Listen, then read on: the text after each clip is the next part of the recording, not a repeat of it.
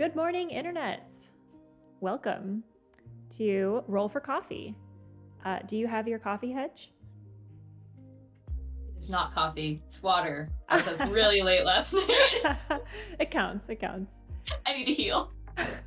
Actually, I heard eating an apple can do more to wake you up than a cup of coffee. Who knew? Because sugar, that makes sense. Mm-hmm. Yeah. But yeah, welcome everyone. We are here with GM Hedge, and I am GM Allison. You may know me from such hits as the rest of the things on this channel. We are so excited to have Roll for Coffee as our Sunday segment. It's supposed to be a monthly segment, but this month I just moved. You can kind of see in the blurry background a bunch of chaos. That's because I just moved to a new house. So I was like, what better way to have a chill stream than chatting with our favorite GMs out there. And so we're doing it again. So we have a second episode of Roll for Coffee this month. So thanks for joining us. But we are here with GM Hedge. I'll give a little introduction and then we can dive right into all of the chatter. Let's see here. Okay, so GM Hedge has a SoundCloud that you'll be seeing in the chat periodically. I have a little timer set up for that, so please check it out. It's her campaign that she's running, and it is awesome, and we will get into all the juiciness shortly. GM Hedge first started doing D&D during the pandemic, and it all spiraled from there. D&D is a big creative outlet, but also an awesome tool for creating community.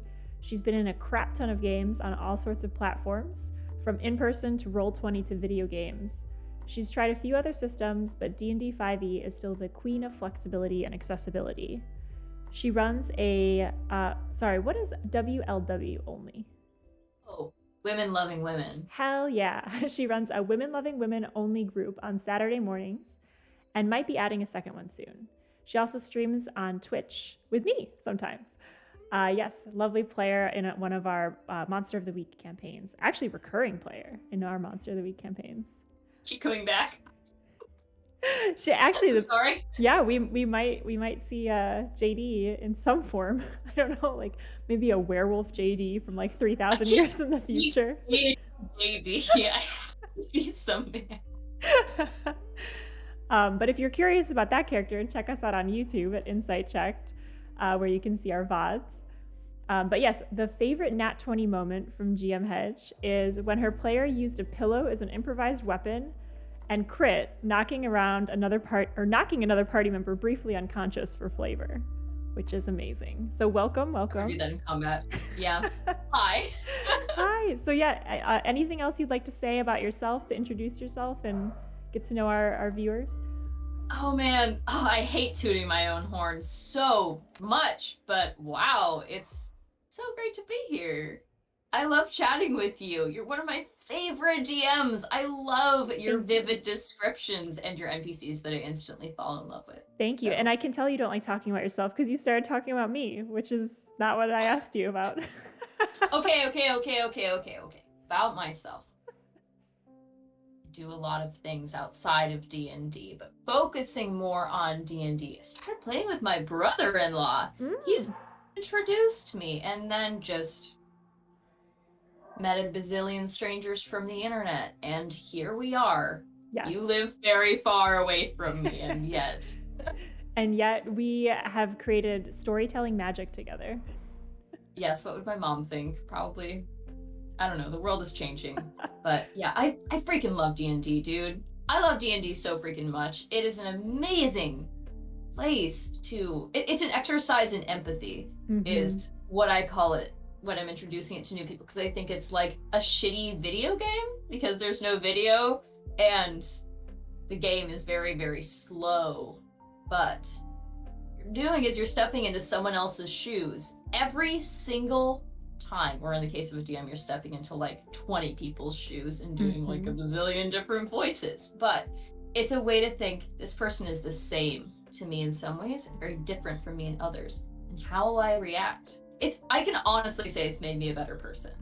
Say more about that, because empathy, I think, is a skill that you can take with you in so many different contexts. Like I've heard about like D&D for work purposes, right? Like to like better your communication skills and like better your your ability to run a meeting, which queen of not having things be a one-shot when I say they will be, maybe not that one for me. But yeah, say more about empathy and kind of like how that's bettered your life. Totally. Yeah, it's hilarious you say that because definitely I've heard of people putting D&D on their resumes as like problem solving with a group every week, and it's like, yeah, that's what you're doing. The problem might be we robbed an innocent shopkeeper and now we're in jail, but it's still a problem that you're solving. As far as empathy though, empathy. Because I loved what you said about the GM experience versus like the player experience, because players are like in their character, like what would my character do? But the GM is like thinking about all of the different player or characters in the game, but also the players and like what they need. Yeah, you're also having empathy actively for the player. So it's different. It's two facets of the same coin, but the DMing is really flexing more on what you need in real life, I think. So as a player, yeah, I am this person. My first character was a little bit of a Mary Sue, just very basic. Like a mushroom girl druid who's like naturey, and I love to garden, and I was like, okay, we'll do that. And then, you know, as I've gotten better at making characters, I add more and more things that are different from me, and I think about why are they the way that they are? What are those motivations that they're having? And when would they react in a way that I wouldn't agree with, in a way that's, you know, immature, in a way that's lying, and like I would never steal in real life. She pauses. No, I didn't take that out. I didn't steal anything. I was very little. It's not important. It's not important. But thinking about why people are the way that they are, and even the reasons why, I mean, yeah, one of my characters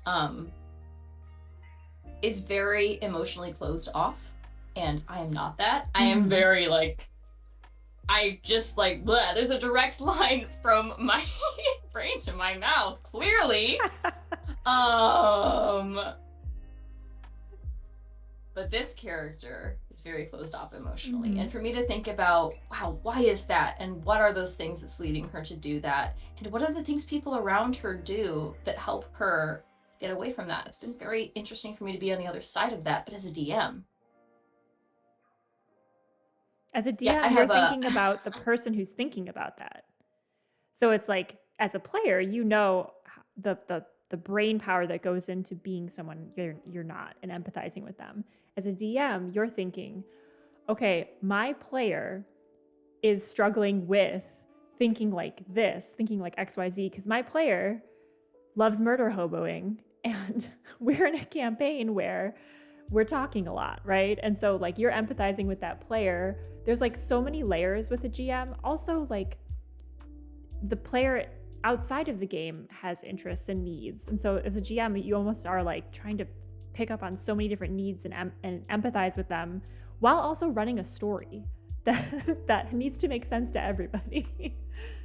It's a lot of work, because you're right. I'm like, this player's being quiet for a second. Do I need to pull them back in? Are they losing a connection? Is something happening in their life? And then, the characters, like, is this character going through too much? Getting too little? Obviously with the NPCs as well. Since I don't have to play them all the time, I will play ones that are very far off base, very uncomfortable. I have a gnome foot fetishist that the party adopted session 1. I did not expect them to keep him. Now he is a level 5 monk. Wait, what? Yeah, no, he was the queen's footman. They saw him like struggling to like serve her, and they were like, we gotta get this guy out of here. We gotta take him with us. So Bombus Terrestris, the gnome, this middle-aged dude, is with them, and they started training him to be a monk. I love it. I love it. They adopt everything, Allison. They experience empathy in that way too, clearly. They empathize with the NPCs, which is how I know they feel real. To the players. To the players, yeah, because they can understand that the NPCs have feelings and understand when the NPCs are hurt and need space. Do you feel like that is easier to do in longer campaigns? And do you tend to Oh run God, longer of campaigns? course. Yes. I mean, in terms of numbers, obviously no, because, longer campaigns take a really long time. But in terms of literal amount of hours playing D&D, of course. Do it every single freaking weekend. But yeah, I mean, longer campaigns, they, one, have more patience, and two, obviously they can build those relationships genuinely with NPCs. Mm-hmm. I also have observed more patience for it in women, with the treating NPCs as real people and not just, hi, I would like to spend $10 on a healing potion, please. If you don't give it to me, we're going to have a different conversation. Tell me about what you love the most about either coming up with NPCs or creating a world that sustains your players' interests. Like, tell me some stories about how you craft around like character development. I'm so glad you asked that, because that leads into like the core concept of my DMing, which is quantum DMing. Ooh. Call it that because it sounds cool in like space. Yes, but drop these buzzwords on us. Drop those buzzwords. This is a brand new thing, or maybe it's something that already exists and I'm just. But this is your version of it. This is my version of it. So in my version of quantum DMing, there is a very few basic facts about the world. So in my world, there was an age of chaos, there was a wizard that turned evil, and then everything that's resulted after that is like a direct play out of that situation. It all arises from a central theme, which means those common threads can be followed no matter where they lead. My players really like to dick around. So really? Believe it or not. I've never heard of this before. They really, really love their. I made them this lesbian bar called Clam Diggers. I planned on it being just a one-time location thing. They really needed a chill session after murdering a cop. Uh-huh. So they went to Clam Diggers. Turns out there are a lot of situations where they need to feel better. So after going to one of an NPC's parents' funerals, turns out Clam Diggers is a chain. They also have an underwater location in the Mermaid City.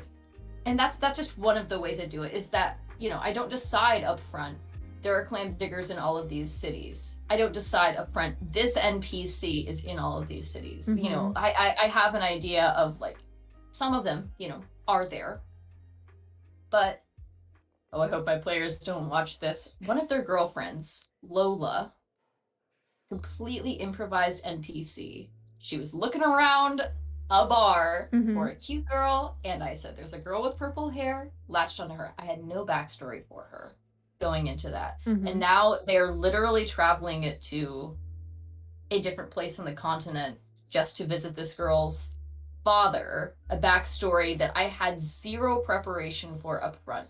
And honestly, part of what makes that possible is just players are, one, willing to suspend disbelief when inevitably something comes up. You cannot keep track of this much content and not contradict yourself once in a while, but also just that they invest in the world. And when they invest, you yes and them. They say, hey, I want to go get tattoos. We say, okay, maybe we'll make this a magic tattoo quest. Or maybe, since you were completely ignoring your main quest, the main quest was here all along. Yep. Maybe it actually does tie in. Maybe it does all connect, because those central themes mean that these lines exist through the world. I love so much of this. I'm going to pick out a few threads here. So for continuity, because when you're following this kind of quantum spreading out of ideas and like following the threads, like continuity can get mixed up. However, have you ever had your players work through continuity live in game and you're like, that's what's happening actually? Don't tell them that, though. No. You don't tell them that. A chat in Discord. Yeah, we don't tell them that. We have a chat in Discord, obviously, because that's where we run our games. And they theorize in there all the time. And I'm there like I'm scrolling through a shopping website, like, yes, I will take that one and that one. And this one's accurate and this one can't happen because of this reason. I steal their shit all the time. One of my NPCs accidentally contradicted himself. Turns out he was lying because of X, Y, and Z reason. Yeah. I mean, there have definitely been places where I've needed to resolve, small mistakes in continuity. Yeah. It's never been anything really big, but it's all worked itself out in such a nice way. And that's the quantum element of it, right? Like, because That's when the I think quantum of element quantum, of it's it. like one thing can exist in one place, but also exist in another place. And so, Bingo. yes, It does not exist there until you look at it. Yes, exactly. Yeah. Yep. Which is such a beautiful phrase. And I think I'm going to, that's yours. Attribute it to you. I've never heard of it before in the context of GMing. But it makes sense because it's like, yes, these things exist when you look at them, but they could have existed the whole time. You don't know. As a player, as a GM, you definitely know. But keeping that from your players helps with the immersion. So I think a big point of what you're saying with the it's yes and this was, the way it was supposed to be. Or yes and this city was built. I didn't just build it as you were stepping foot by foot into it. Like, it was here for you, obviously, prior to this. Exactly. You're completely right. Yeah. Saying that, some things about the world have been planned since the beginning. And by having those common threads that clear a few events in history and a few clear motivations for NPCs, I'm able to extrapolate off of that. As long as everything arises from that and does not deviate from those few core things, then there won't be any continuity errors in the main story. And if they skip a super cool dungeon, or, don't go to an adorable NPC with a very, very cute store, I can just put them somewhere else. Yes. Yep. Exactly. I have one very dear friend who I bring her up because I think we're very opposite. She's also a DM, and she prepares for everything. Every restaurant has a menu. Every place has a map. We have to know where we're going because there has to be a map for us to look at on the screen. And I do a lot of theater of mind because who knows where my players are going to go. They literally went to a sex store and bought blow-up dolls to use as decoys. You mean you didn't make that map ahead of time? Yeah, I didn't, and also, why would I need it? I don't need a map because they're not, hopefully they're not going to fight anybody here, but if they were, I'd figure it out. That would be an awesome fight, by the way. But yeah. One of them is, I know that this stream is not marked, I won't specify. They had an idea, we will say that. They had an idea about sticking something up the posterior of the main bad guy dragon. When in Rome. When in Rome. I love them so much. I literally would die for them. And I say this a lot. I love them so much. They literally keep me going. But yeah, that seeing the stress that it's caused my friend, have to be prepared. Have to have that. And then if we don't go there, she will throw it away and tell us what it was. She'll be like, oh, you didn't find this. And I'll be like, friend, don't do that! You were throwing away perfectly good shit! Yeah, keep to reuse. Yep. Yes. So not only does it help with keeping sessions relatively low prep, I still have to do some things, but also means that very little prep is wasted. Yep. And it sounds like you're prepping things that, so yes, locations that you've prepped, you kick them over if they don't go to it. But a lot of the prep sounds like it's very character driven in that you're prepping motivations, you're prepping needs that the characters have, you're prepping conflicts. Like, that's very amorphous too. That can fit into that quantum model where it's like, oh, this game needs someone that is really all about getting in the player's way. Like, I'm feeling like that's what we need. Or like, this game needs someone that is like the helpful signpost, like someone who the quest giver. Yeah, the quest giver, or the you guys have really missed all of the heavy-handed clues that I've dropped about the plot, so we're just gonna make someone that you like and they're gonna tell you about it instead of me. It's so funny you mentioned the NPC that's built to get in their way, because I literally gave them a seagull named Lucifer whose job was to follow them and make sure they did what a semi-nefarious NPC wanted them to do. So it was also a creative problem-solving exercise and a team bonding exercise. It's interesting though. It's very interesting stuff. It's good for me to be able to flex to their needs. If I notice something isn't moving fast enough, gives me the ability to, I'm going to cut out this room in the dungeon. Just need it. Which, But if not you tell have them. a map ahead of time, it's hard to do that kind of stuff.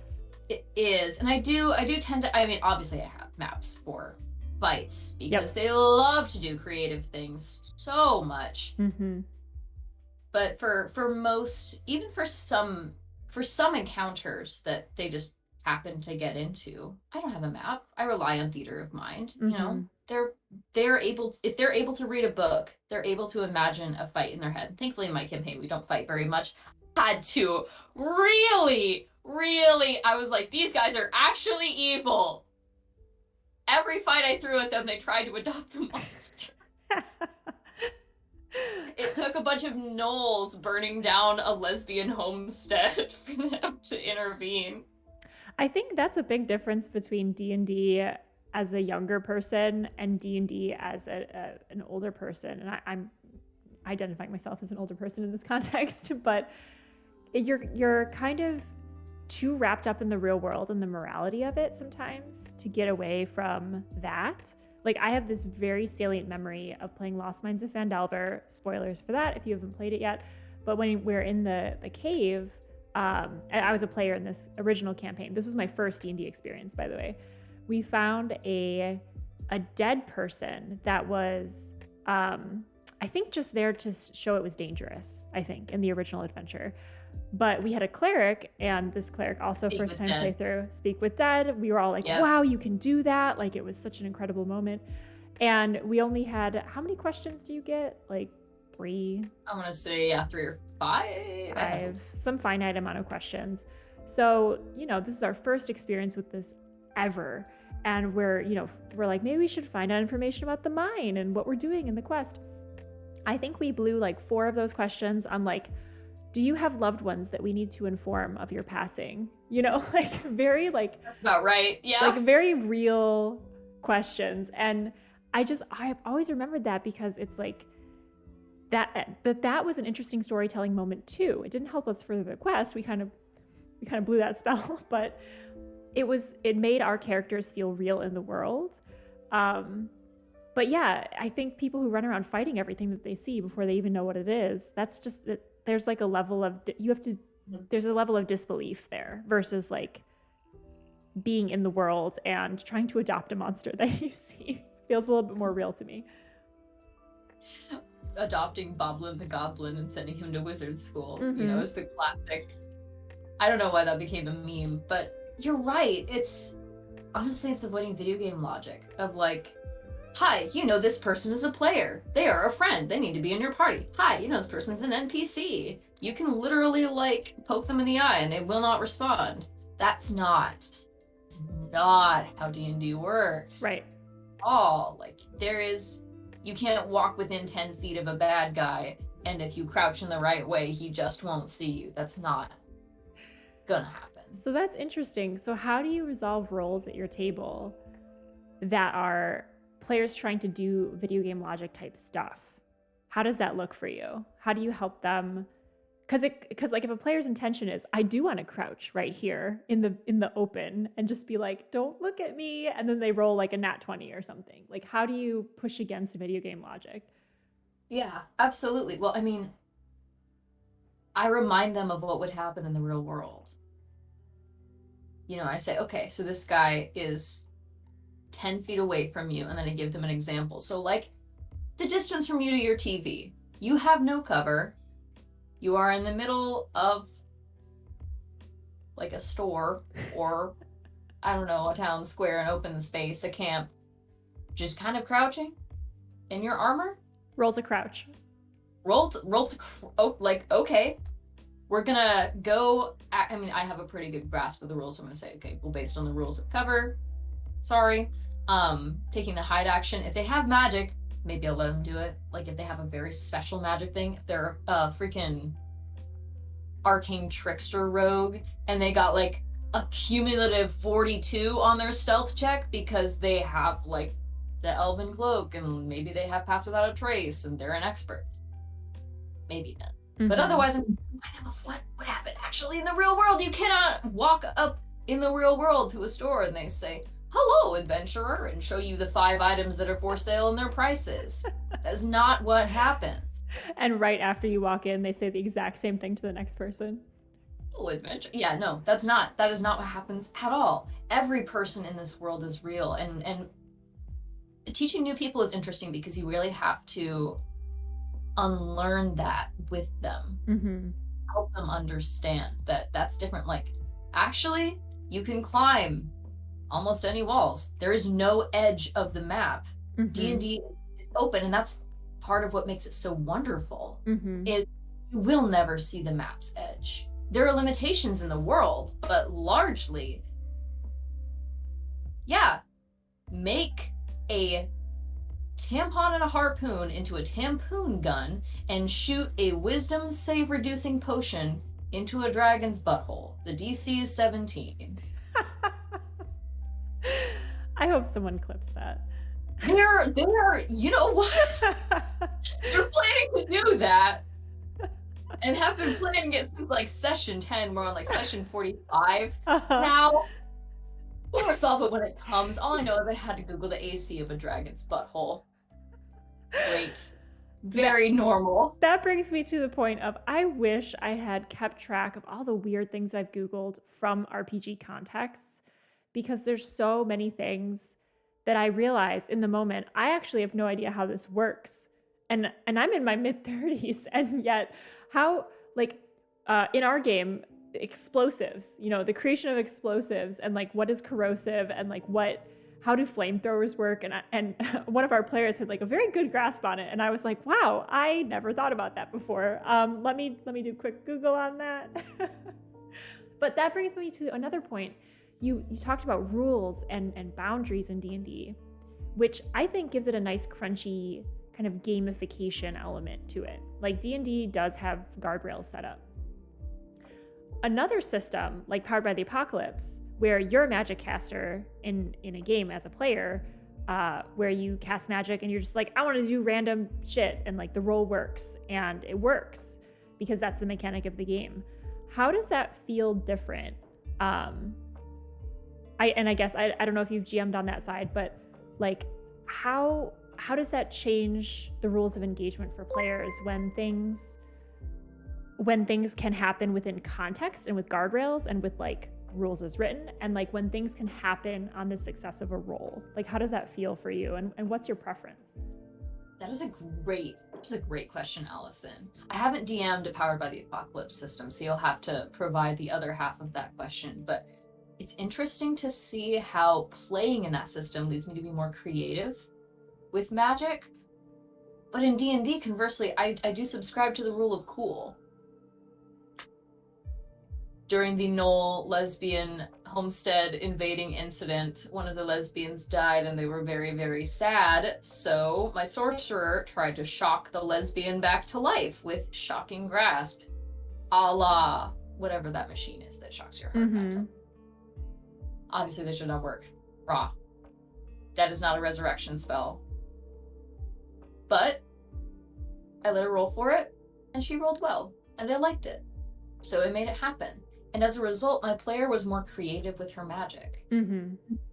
So I think doing those things to encourage creativity, to understand, yes, there are spells that are written in D&D, and those spells have been checked to be balanced, and that's great. Okay, well, maybe your wizard wants to make a new spell, and maybe your bard is hilarious and adorable, so you make her a cantrip called Band Trip that summons a spectral banjo. Ultimately, you still are the arbiter of what is allowed and what is not allowed. Mm-hmm. But generally, as long as they're not trying to do something that's like, I do a spell that's like 100 damage, it's super, it's very numbers. But if they're doing something cool, I want to let them. Yep.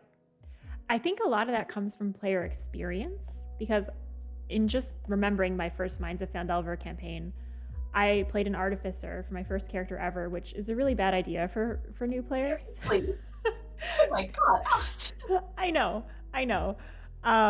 But I was really interested in that kind of like, I create this, I make this kind of a vibe. But I didn't know, to your point of like, as long as they're not trying to do something game breaking, well, like when you're just starting out, you don't really know what's game breaking. And so I would say, like, to the other side of it with Powered by the Apocalypse systems, Like you were a player in my game for that, and you were a magic caster, but you were always self-checking. You were like, I don't know if I could do this without a lot of time. You know, like I don't know if I could concentrate on both of these magics, which there's no concentration rules in Powered by the Apocalypse. But you were like, you know, I feel like my magic works like this. I feel like there's limits. And like that makes it for a more interesting game when you put limits on things or challenge yourself. But I do think that comes with experience. Like I think for new players, might have more fun in Powered by the Apocalypse because it is kind of like if you have to roll for it, there's a chance of failure. But if you roll well, like, man, whatever you thought is going to happen, you're crouching in the middle of the room hiding, kind of a thing, versus D&D where you have more of those guardrails. And so it can be more frustrating for new players, but it shows them the rules. And so I think to your point, that's why it's a good on-ramp into RPGs still, because it's a little bit, it's harder on players, I think, but to their benefit later on, almost, if that makes sense. True. No, that does make sense. I remember rolling very, very well on an insight check player in D&D. That's the name of the show. LOL, there it is. Oh, by the way, we have a hydrate redeemed, so we have to hydrate ourselves. Oh, every time we say your name? No, Celestial Scramble in chat redeemed a hydrate. Oh, thank you, friend. I'm dehydrated as hell. We see you, Celestial Scramble. To that point, after this segment, we'll get to some of chat's questions. So thank you for asking, chat. We got you. But continue, please. Okay, what was I talking about? I was talking about guardrails, kind of putting on limits, and then it's harder on them. Check. But yeah. Oh, the insight check. Yes. Right. Yeah. So it was an insight check against a god. See if the god was lying. Mm-hmm. The DM didn't tell me. And at the time I was like, fuck, I literally spec'd into insight just for this. Like not to insight check gods, but to insight check people. Mm-hmm. Insight check. And they didn't let me have it. And at the time I was really frustrated. And lo and behold, knowing that secret would have literally changed everything about the campaign. Mm-hmm. Knowing that this god was lying, they were the main bad guy posing as a good guy. Mm-hmm. It would have absolutely effed everything up. And honestly, it's totally fair that I didn't succeed automatically. So, segueing into this, D&D also leaves some room to fudge rolls. Mm-hmm. So I really try not to do it. And if I do it for the player's benefit. You know, you're having a really hard day. Avery, the roll bot we use, has been being an absolute hoe. Like, she has not been doing what she needs to do today. You need a win. Powered by the Apocalypse doesn't allow that as much. If they roll shitty, they just kind of roll shitty. But on the GM side, it does, in that you can do hard moves and soft moves. And you can also just let things happen. So, like, the GM side is, GM does never roll in Powered by the Apocalypse. You just have to respond to rolls, and you can save up a hard move. So in the same way there's like fudged rolls in other systems, if a player rolls a 6, maybe the bad thing doesn't happen there, but they know it's coming for them, you know, in the future. So you can kind of, and it'll be worse later, trust me. But in that moment, they feel not so much the failure of it, but kind of the dread of it later on, which, like, in some systems, building up that kind of tension is just as exciting as, you know, having a failure. And a lot of times the failures, like, if you can't think of a really good one for a fail, like, you know, oh, the weapon breaks, or like, oh, you pratfall, like, those often aren't as bad, quote unquote, as like, oh, your nemesis from 3 years ago shows up and it's you're pinned to the ground and they're the one standing over you. You know, like, that's an interesting fail. So you can kind of, like, you have a lot of wiggle room on the GM side there. It's interesting you bring up interesting fails, and also very cool context, because I see now what you did with Art and, you know, him failing some demon shit. But with interesting failures, I read something, I forget where, I can't give credit, but it's just this one sentence: the players never miss, even if they nat one during combat. These are experts. They are experts in what they do. Right. They are better than like 99% of people in terms of their skill level. They are legendary heroes. No, they don't just like, oh, I dropped my sword. Like, no. You strike with expertise and the enemy parries back with equal expertise. Something in the environment gets in your way that's unfamiliar. You have a thought that's connected to your backstory that throws you for just a second, that makes a break in your concentration. But you don't do stupid bullshit that makes you feel like a stooge. Right. The pratfall. Yeah. Pratfall. I do that sometimes, but only for the characters that I know that only it in fits the them choice moments. Like yeah, exactly. And obviously not in like, I'm being a badass. I'm finally fighting the man that killed my father. Oops. Like, yeah. Oh my God, what is that? You got to be fans of your players. Yeah. You do. Yeah, I'm always rooting for my players. Yep. I do try to keep the DM face of like, I am neutral. I'm really trying not to make meta comments about the game while we're in the game. We'll do that after session. But if the players are having a hard day, the roll bot is being shitty, they roll a nat 1 when they really needed a good roll, I'm obviously going to commiserate with them. I'm going to let them know that I really want them to win. Right. I think the metagaming stuff, if you can eliminate that completely, like in-game or out of game, it only helps with immersion. Because I remember you said your friend told you like, oh, and here's what would have happened in the dungeon, like, but you didn't go down this corridor, so I'm gonna like reveal it to you. Like, not only are you losing possible material to like pick up and put somewhere else, as you said, but you're also kind of breaking the immersion of the game because you're showing that there were other options. Like, you're pulling, like, life doesn't happen like that. Like, if I make a bad decision, I don't know what would have happened if I didn't make that decision. And it's that tension and uncertainty that makes it really real too.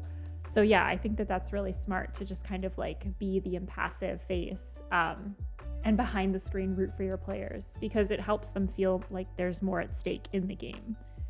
It does. In the clip that we're gonna play later, we can play it whenever you want. I'm queued up. If you want to. I mean, no, I think we should. It's a great clip. And when we do listen to the clip, you will hear me rooting for them. It's hard, especially when you become friends with your players over time, because they do so much talking about the game out of game, and you're like, oh my God, you like that NPC? Well, guess what? They're literally 3 seconds away from betraying you. But always. I mean, obviously, I would never say that. The limit of that is I'm really excited for this session, basically. Yeah. Or wow. Sometimes I will react to their messages in the Discord in a way that is entirely vague and pseudo-threatening, like an omen from an angry god or some spiteful divine being. That I think that there's this culture in DMs to be like, oh yeah, I want to kill my players, like, you're gonna die in my game, and then not actually Death do it. is only the beginning. Like, oh, I really hope I get a TPK. I've gotten 18 TPKs in my career as a DM. I would never do that. Oh my God, I would feel horrible. Holy God, I would if you TPK and the party didn't make a grievous error, it's because the encounter was balanced incorrectly, or you did not telegraph the deadliness of the encounter. Yep, well said. It reminds me, because I come from an education background, it reminds me of teachers who their students are failing in the class. Teachers, you can go two ways. You can be like, my students are terrible at this. Wow, my students aren't learning. Oh my gosh, my students. Or you could be like, what am I doing wrong? Like, how am I not setting them up for success? Where do we scaffold? Like, D&D has, actually, anyone who GMs could leap into education or curriculum development or anything in the education world, because you're basically teacher. No, thank you. But in a way, GMs are all teachers. I mean, in that we're setting up an experience, we're trying to figure out what our players need, we're trying to help them get there. And like a good teacher, that's what you do. A bad teacher just says like, here's the thing that you're supposed to know. Why don't you know it? Do you know it yet? But a good GM is like, hey, where are you guys at? And if you're failing, like, looks reflexively at themselves and the game that they're setting up and saying, what changes can I make on the back end to help you not TPK? Because that's not the goal. Unless you've telegraphed, as you said, that it's a really intense fight and everyone goes in there eyes open, ready to possibly lose their lives for the cause.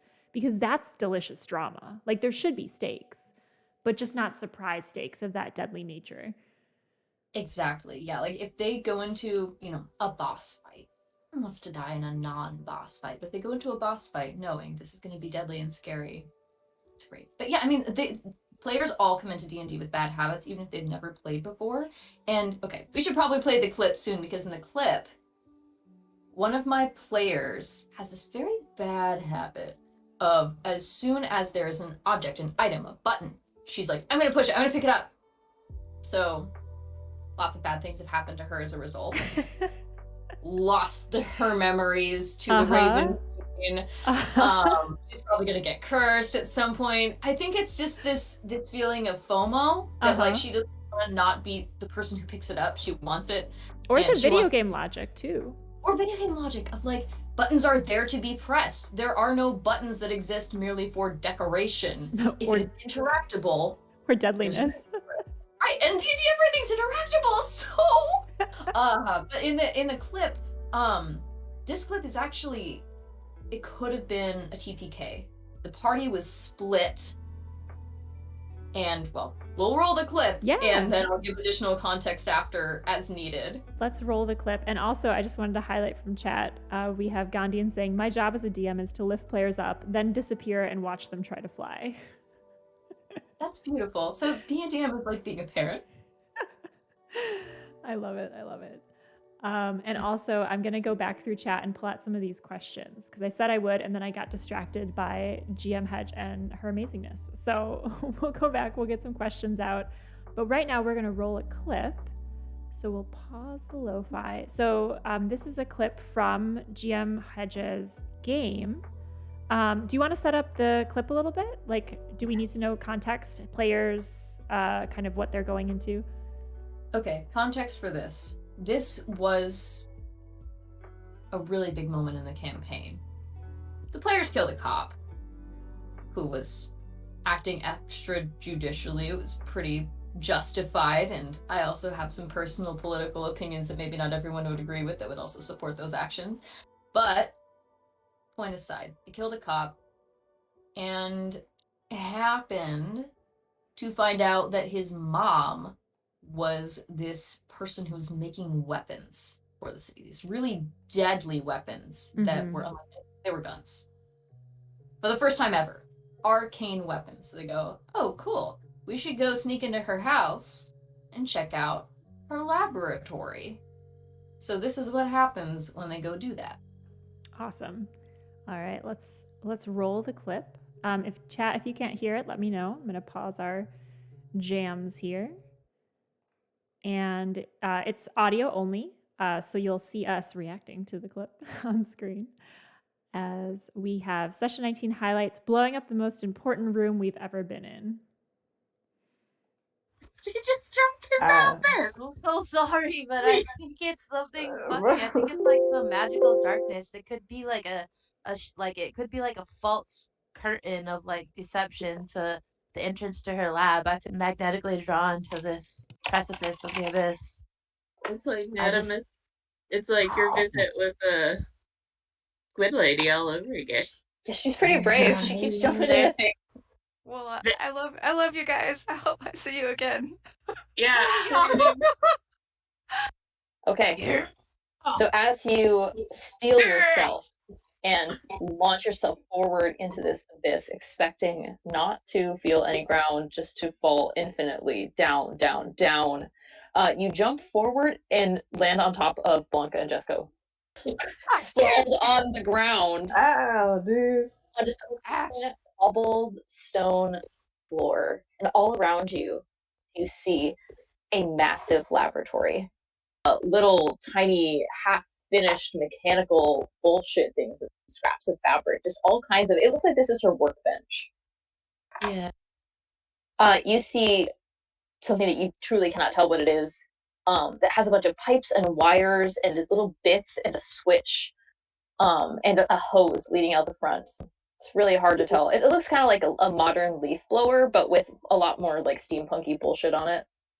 I'll flip the switch. Okay. As flamethrower turns on, the cabinet lights on fire. The dynamite blows up within a few seconds. You're all thrown back. The cabinet is blown apart. Scraps and pieces of inventions go all over.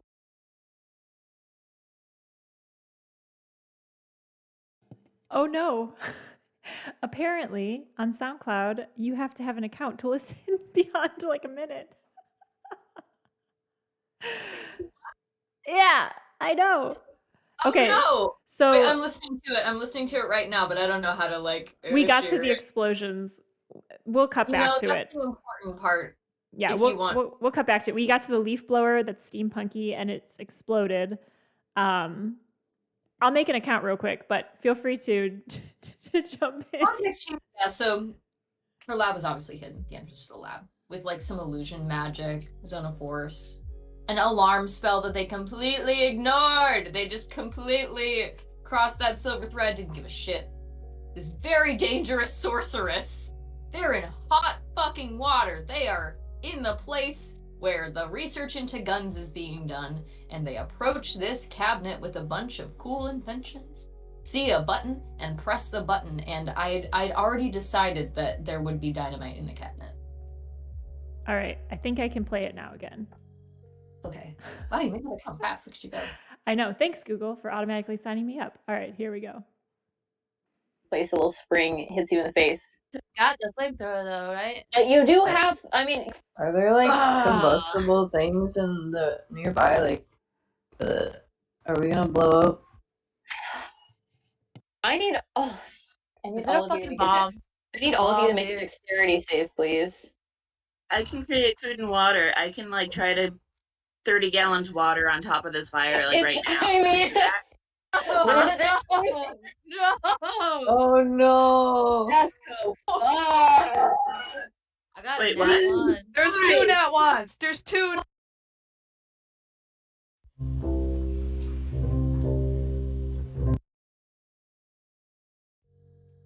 So 2 nat 1s happened. So what happened next? Well, with the two nat ones. Oh, I don't know if it's still running.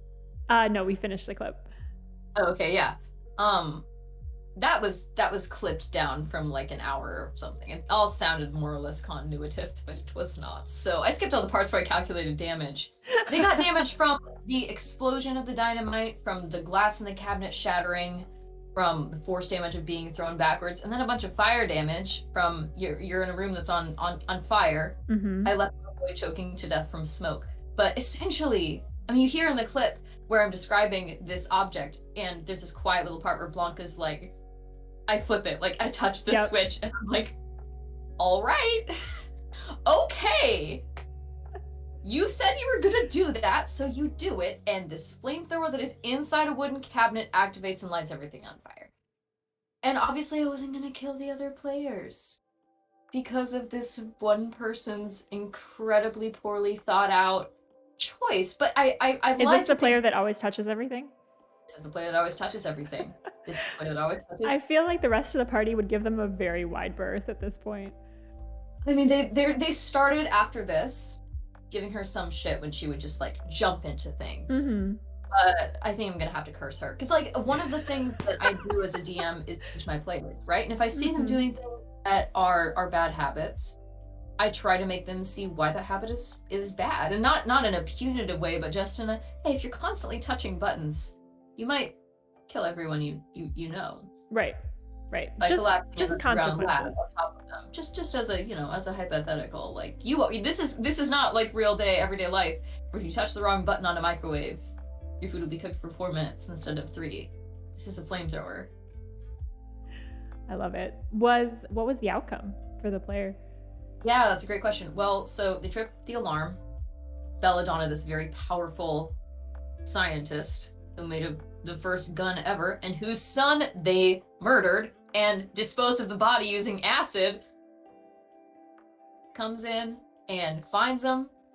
Thought I would have to kill them there too. It's very scary, but as a compromise, she has Lucifer the Seagull follow them around and make sure that the party investigates her son's death, which is So that leaves it trades the TPK for now the party's in a moral quandary. Something bad still happened. Well, did because she could have disintegrated them. She could have been really, really mad about her lab being destroyed. Mm-hmm. She could have put pieces together somehow that this is the group of people who killed her son. She didn't. She gave them a different situation to handle. And I think this comes down to what we were talking about earlier, which is motivations. Like the prep for this wasn't knowing exactly what would happen if the players did XYZ. It was knowing what this villain was all about, like what would prompt them to make different decisions, and like just acting on that in the moment. So like knowing the motivation of this villain helped you prep in a way in that no matter what happened, you knew how this villain would react. Exactly. And having a character that's complex and goes through things, right? She's experiencing grief. How is that maybe going to make her act differently? Is that going to make her act irrationally? Potentially. Just accessing that feeling, I try to have one or two feelings that I have for these NPCs. And for Belladonna, it was anger and grief. Accessing that and understanding that allowed me to give the players a situation where they didn't all freaking die and still, I think, had fun. They were very frustrated by the seagull, but it was obviously better than all dying in a fiery explosion. For the most part, yeah, that's probably a bad outcome. Yeah, it was hilarious, though. It ended up being absolutely great. They have very creative ways to deal. They still mostly speak to each other telepathically now because they got so tired of being listened to by this seagull. How do you plot to cover up a murder you did when there's a listening device literally with you at all times? Oh my god, that's interesting. It was absolutely crazy. I mean, if you want to go listen to it, highly recommend. It's very convoluted and hard to explain in a brief context, but go listen to their adventures killing cops in Salt Lake.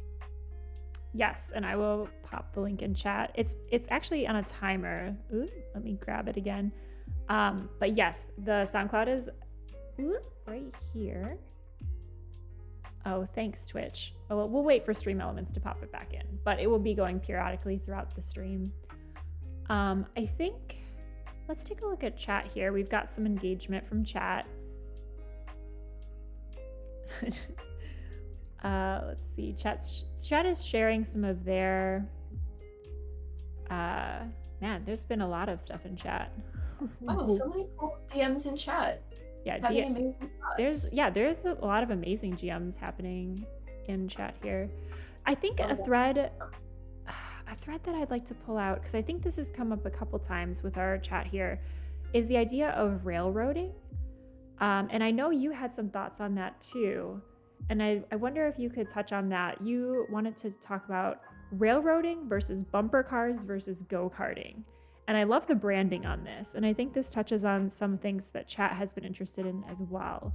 So can you tell us more about railroading? Because we've been talking kind of big picture about player agency, GMs supporting players, GMs creating situations for players, but not necessarily like telegraphing the outcomes. How does railroading and like, I guess staying on task fit into that? Yeah, absolutely. So briefly, I think we all know what railroading is, but railroading is when it's very clear the party goes from point A to point B. There's a line that they're intended to follow, and if they deviate from it, there is some kind of punishment, or the story is simply not there. Sometimes the punishment is boredom, like you went to the wrong place. Bumper cars is kind of wide open. It's been a really long time since I've did bumper cars, but you're in a bunch of like carts and you're in this space, right? And you're all bumping into each other, and you can go whatever direction you want. There's no track. You can drive whatever direction you would like to drive in and do more or less whatever you would like, but there isn't really a clear objective besides bumping into things. Go-karting, I consider to be kind of a hybrid. You have a track, but you have some wiggle room on the track. You can like choose where to drive. You've got some elements of strategy, and that strategy gives you agency, so that when you win or lose in go-karting, it feels like it was as a result of something that you've done. Mm-hmm. And I feel like railroading takes away from players, is they start to ask, why am I here? If this was going to happen no matter what I did, That's not what heroes do. Heroes change the outcome of the story. The story without the heroes is the bad guy wins. Mm-hmm. And we all go home and the world ends or whatever. Mm-hmm. Heroes, through their creativity, through their bravery, through their expertise, they craft the outcome. The players are able to shape the world with you. And if you come in thinking D&D is a book and you want to run your players through a book, you already have an idea of what the narrative is going to look like, then it's not going to be fun for them. They could have just read a book in a lot less time. They could have just played a very straight through video game. They could have read your audiobook. They could have just listened to it and not been a part of it. They could have not been in the campaign. Yeah, they could have just listened to the SoundClouds as I pitch it, making it sound terrible, but it actually is hilarious. But yeah, I mean, that player agency is so key, but also then you get to the bumper cars. Mm-hmm. Where, what is my goal except for to bump into people? And that's when you start to get a campaign that's almost all hijinks, which there's nothing really wrong with that, but it makes it very difficult to have something that matters sincerely. You know, if you're talking to Jombus the shopkeeper about his pet canaries for an hour, why? That's also not what heroes do. We want to keep our heroes doing what heroes do. So, with go-karting, they can go talk to Jombus about his pet parakeet for a second, but maybe the parakeet is one of those ones that can talk, and it says something like, "Wah, I've been captured, let me out." You start to wonder if Jombus is actually above board. Maybe there's something here that you have to investigate, and maybe Jombus is working for one of the main bad guys.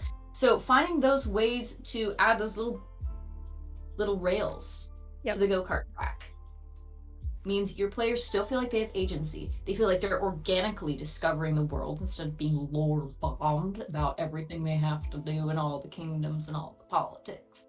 They have some choice, and their unique choices lead to unique outcomes. I love that. I love that so much. I think maybe even instead of rails on the track, it's almost like flags in the go-kart metaphor. It's like, I'm seeing this beautiful mile marker of like, oh, something just happened. Like, wow, I was at a shop and all of a sudden I have information that Jombus might be a horrible person. Yeah, and then going back to before, always recycling things because you never know when you're going to drop in a Jombus moment. Like from the dungeon they didn't go in or from the person they didn't talk to. Like you're recycling it in interesting ways that feel like they were there the whole time. I love that. I have a library of funky NPCs. Most of them are just names and like voice ideas. I could pull it up. It's truly hideous.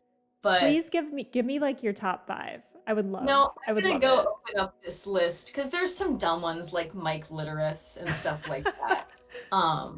But okay, bad D&D NPC generator. Whenever I have an idea or an NPC, I throw it in here. I love it. We have Hazard Maticus, a circus performer. We have Horchata Sandbox. She's a diva.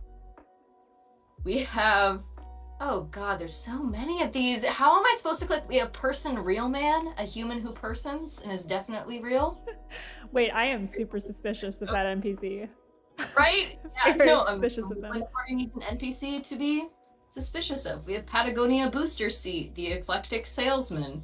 We have Vermin Hobork, the what do you call someone who opens up their trench coat in back alleys and is like, wanna buy a watch, but the watches are fake? That's what Vermin yeah, yeah. Like a grifter. Like a grifter. So we've got all these people, and none of these people have, you know, they aren't assigned a location. They don't have to go to this specific building in this specific city. They don't have to go to this specific, the Capitol Ward in this neighborhood, and this bodega stand owner is Vermin Hobork. He can appear anywhere. Yep. Until he appears one place, and then he's mostly, like, tied to there. Unless they travel. Unless they travel. You know, some NPCs I've set so that they will travel. I mean, there's someone hunting the party currently, and there's also a circus that they're on the outs with. They, maybe possibly an evil circus that is also traveling more or less in the same paths as the party, so. I love it. There's a way to make them recurring. Chat says that Person Realman is definitely a mimic. Chosen One says, what if they were just a mimic red herring? Oh no. No, the kobolds are the first giveaway, and then the mimic is the trench coat. I love it. Terrible. I think it's great to have NPCs in your back pocket. Those were some choice names, by the way. Thank you. I would share the list, but I am quite protective of it. Of course. I also just stole a bunch of drag queen names because they tend to have incredible, stupid, punny, garbage names. Like Enya Buttocks, Marcy Killing. To complain. I had an NPC named Samantha Hamwich, who is like a single mom. Just a shopkeeper. How do you bring diversity into your world? Speaking of awesome drag queen names. That is a great question.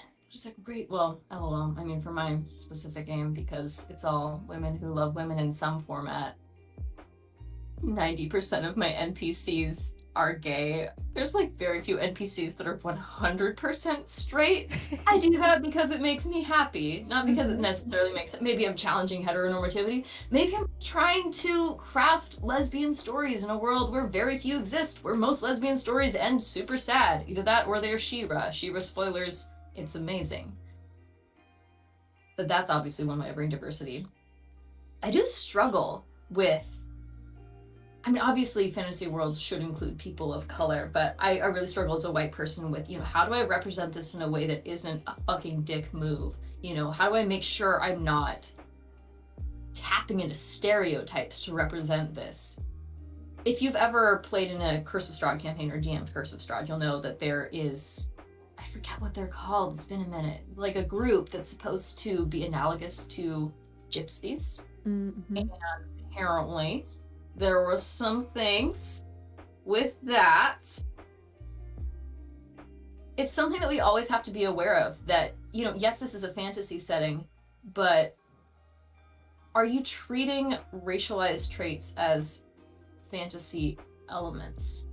Yes. Like, are you using that to bring exoticism to your world? Because as soon as you start doing that, you should stop. Yes. And I can't speak to this because weirdly, I haven't been watching the third campaign of Critical Role. I know it's been weird to not watch it, but I'm taking a break and I'm going to dive into it. However, I did read that there was a lot of research done onto how to not exoticize. Is it Marquette where they are? Yeah. Because something I think, it's about, bringing in diversity, but not tokenizing and not relying on stereotypes and being aware of the space you occupy. Like, I'm a white cis woman. I don't want to bring harmful things into a game space. Like, for no reason. There's no reason that the game space needs to be harmful. However, I do want the game space to be diverse. So, like, what does that look like? And so you've brought up like diversity and sexuality, and like also like challenging heteronormativity. It's a fantasy world, but like also it's somewhat revolutionary in that, like, why does it have to be a fantasy world for the majority of people to be not heterosexual? Why? Yeah, I mean, there are definitely some things that I don't want to be in my world. Sorry, my cat's greeting me. But yeah, like, I do not have sexual violence in my world. I do not have racism against humanoids in my world. Like, there can be racism against in my world there's racism against like tabaxis. Like, that's why your cat came over. Your cat was a little upset about that. Here's being summoned. I think she just wants me to feed her. But yeah, there are just some things that, like, this is supposed to be a comfy space to solve problems and fight bad guys and feel good, and not have people mistreat you because of who you are, and not be worried about your bodily autonomy being violated. Like, why would that be fun? Yeah. Why would that be fun? No. And I mean, I know that players can use it as a way to, access that and work through it, and D&D is a powerful tool in that way. But I don't know if I'd be comfortable DMing that. Like, it definitely takes a special person to help work through that stuff. So I just said, for my game, I don't think I want it in my game. No, not in the backstory, and it will not happen to your characters ever. Yep. Yeah. I think that's an important part of session 0. I almost forgot about how much I take for granted, like creating a safe space for players, because I GM'd Minds of Phandelver for new players, brand new to D&D. If you're watching this, shout out to you guys. And one of the players is, she's a woman player who plays a cis woman character. And in the first session, they encountered a shopkeeper or something who like just said like, "Hello, milady." And she was like, "Oh, is this a world where like can women like, like write? Can they buy things? Are they like seen as lesser than?" Like just that little like, "Hello, milady," like took us to a time and a place in her head where it was like, women are not equal. Are women equal in this world? ?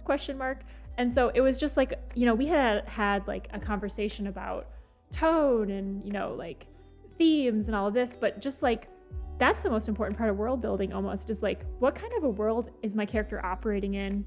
How will they be treated? And I was like, no, we're not going to have a world with like overt misogyny codified in the social structure. Like that, no, we have to deal with that in real life. Like, let's get rid of that. If there is a misogynist, if there's a shopkeeper who's like, "Lady," maybe he's a neck-bearded, like maybe he is there specifically to be a pastiche of shitty men. Right. Or if I love playing D&D with women because, I'm sorry if this makes chat angry, but I mean, that has not always been my experience with men. I did have one DM. There's like this Magic the Gathering tie-in to D&D for the Guilds of Ravnica. It was set in that world. And I think it's the Cult of Rakdos. There's like different guilds. That's one of them. They're very like sexual and drugs, and that's like what they do. And somehow the party ended up like observing an orgy, which I was like, this is not something my character wants to be part of at all. And he made one of the female characters make a wisdom save to not join in. And I was like, if she fails, is that genuinely assault? Because what the actual fuck, my dude? No, not cool. Genuine shit. Why would you have her roll for that? That's not even a spell. Like that's not even an effect or a condition. That's just taking over your player. The charm spell, like, no, friends. What the fuck is that? What the fuck is that? And I think that, I mean, having a group of all women kind of means there's that implicit agreement that, like, I'm not going to be predatory, and I'm also going to have that innate empathy, not the kind of empathy that you work on, but the innate empathy that means when you're walking down the street, you hold your keys in your dominant hand. We've got some emotes in chat expressing the rage at the orgy scene. Thank God. I was like, yeah. It was one of my least favorite moments. I mean, there's a bazillion D&D stories, from people of both types, but I think it's also important to talk about how men make women uncomfortable. I worry that sometimes some of my players are people of color. I'm so afraid that I don't have that type of awareness for them. Like, I'm really worried that innate power dynamic between player and DM means that if something came up, they might not be able to say anything. I'm really afraid of that. But I mean, creating spaces for that is important. And so, like, I was going to say session 0 for the win, but like, honestly, session 0, the 0 means it's ongoing, like it's not at the beginning, it's just kind of throughout. So I think, being able to talk to your players about that and even just calling that out, like verbatim, I think is a helpful step into making that space. And then, it can come up at any point. Like I always say for session 0, like just because you didn't put something on a list day 1 doesn't mean that if it happens in game, or like if you're just feeling weird and you can't quite place why, like bring it up, X card it, or DM it, or just say like full stop. We just need to take a break. Like let's just walk away for a second. The safe word just be stop. Yeah. Can it just go? Full stop. Have you ever had a player use a black card? Because I think it's a common thing where you've got like the black square emoji that you could just throw in chat, and it's like, okay, we're gonna take a 5-minute break. But I've never had someone use it. I haven't either, but yeah, I haven't either. I'm just trying to like think through like what I would do. you know, like how I could best support that person, because like we talk, like that's the whole thing about safety and training and all of it is like we want to be ready for when it happens so that we can seamlessly support that person in the moment and not be like, ah. So I don't know, in chat, if you've ever had an experience with that, we'd love to hear about it. Yeah, please do. I mean, that comment you just made about safety and training kind of makes me wonder if I should do quote unquote fire drills with my players, where I'm like, let's simulate what would happen if you put a black X in chat. Because what I would do is I would say, okay, we're gonna take a break. Yeah. I might not say who put it. I'm just gonna say we're gonna take a 5-minute break. We will come back after 5. We may continue the game. We may not. We may need to retcon some things. Mm-hmm. I'll go talk to that player, see if they're comfortable continuing. And if something needs to be changed for them to be comfortable continuing, figure out what that is. And it's possible that they may need to take a break for the rest of the session. It's possible we may need to cut session there. I assume it'd have to be something pretty major for that, but you never really know what can throw someone off, and this is supposed to be fun. Yeah, and it could be minor, and it could be something they didn't think of ahead of time, but like in the moment, they're like, wait a minute, I'm having a reaction. I love the idea of a fire drill, because that's kind of what I was processing just now. I'm like, what? I know what I'm supposed to do, but like, what would it feel like to have that happen? And I think a fire drill scenario would help because it's building that muscle memory, and it's like giving the players a reminder that this is an option. Like, I know we talked about it back in the day, but like, this is always an option. And like, here's what it would be like mid-game to just be like, you know what? We need a break. I might actually go do that with my play. Because at this point, it's been a year since our session 0. Mm-hmm. And they're so, I love them so much. They've grown so much. They've learned so much about D&D, but I have to wonder what they would think about that session 0 if we had it again. So maybe that's a good thing to do every so often. Yeah, I think we're touching on something here, because for long programs, there's always a mid-program check-in of some kind. And so what I do is I usually send out a survey to players, and I just like ask questions, ask for, I think someone earlier, I call them stars and wishes. I think someone's called them stars and dreams, but just something that they're really liking, what's going on. And then a dream or a wish is something that's like on their wish list that they want to change. Checking in with the length of the campaign. I never want anyone to feel trapped in a campaign. So like, I'll say, hey, like, are you still interested in playing for 3 more months, 6 more months? Like what is the ideal timeline? But I think building in those safety tools again mid-program might be helpful, because it's like they're recurring. Yeah, it's so funny you bring up the campaign length, because my initial estimate for the campaign was like 20 sessions. Uh-huh. Fucking liar. I'm a fucking liar. But it's not my fault they went and joined the circus and went and like completely dicked around. There you go. Maybe, but you know what? We're having a lot of fun. I should still do it. The survey is like, so you joined the circus. Just wanted to check. So talk to me about that.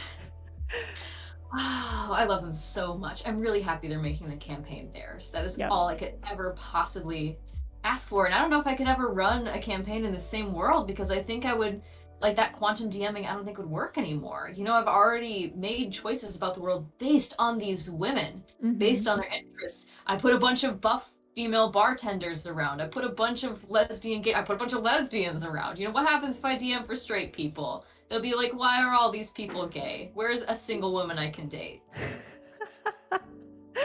I think it'd be great. I also love the idea of a world that has layers, and those layers are there for the next party to be like, what happened here? Like, why are there all these buff bartenders everywhere? So it's funny you mentioned, I actually had a DM who did that, who DM'd in the same universe in different worlds for forever, for their entire career. She's amazing.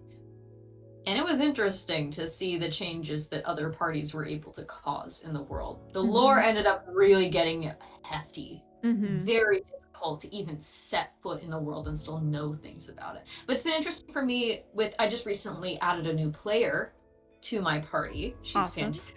I knew her from another game, and seeing all of the party's antics through her eyes and hearing them talk about their random stories through her lens, it's a very similar experience. It's like, oh, what is clam diggers? What is that, and why do you have a t-shirt of it? And also, are heelys, do they heal you, or are they shoes with wheels?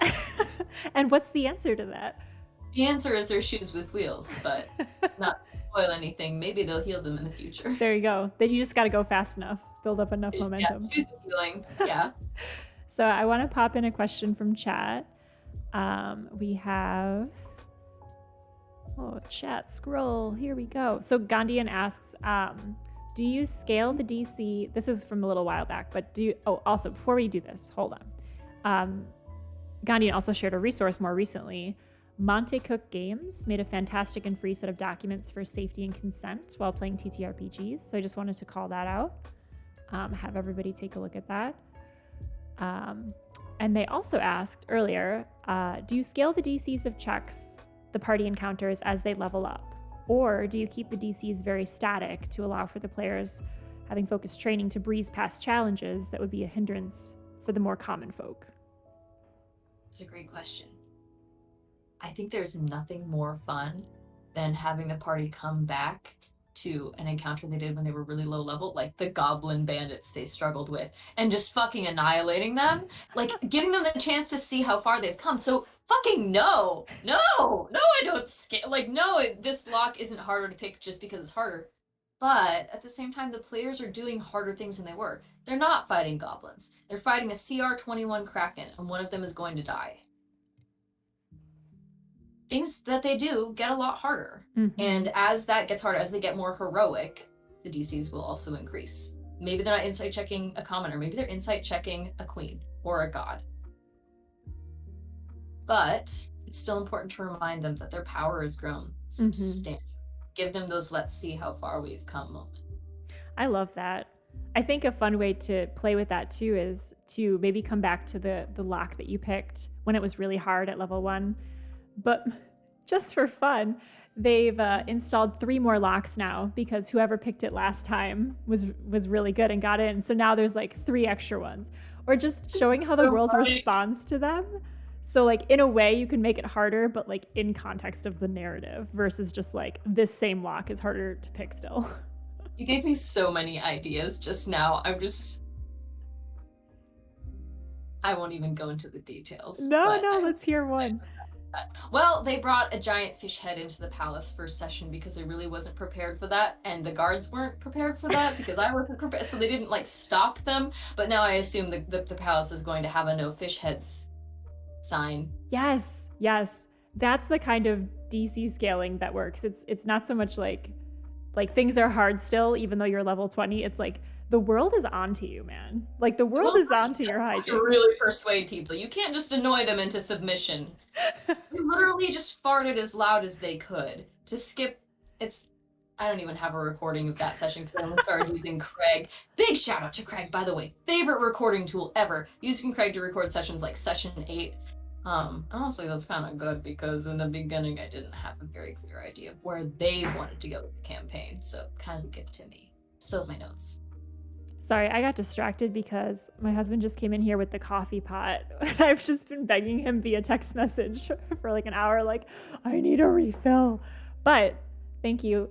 Now that he's done that, I think we should also maybe take a little bit of a break. Because I was just about to pop over and fend for myself with my caffeine, but my delivery came finally. I think, let's just see if we can resolve anything from chat here. I want to know what all these questions are. I haven't even looked at chat, actually. Yeah, well, let's take a moment to catch up with chat. Chat, why don't you take this moment? We're going to go to a break screen. But when we come back, if you have questions, if things that we've talked about have sparked interest, if there's anything you'd like to be brought up when we come back from break, please drop it in chat. We'll take like a little 3-minute break here and come back in 3 to take your questions and to continue chatting with GM Hedge. Thank you so much for your time, and we'll see you back soon.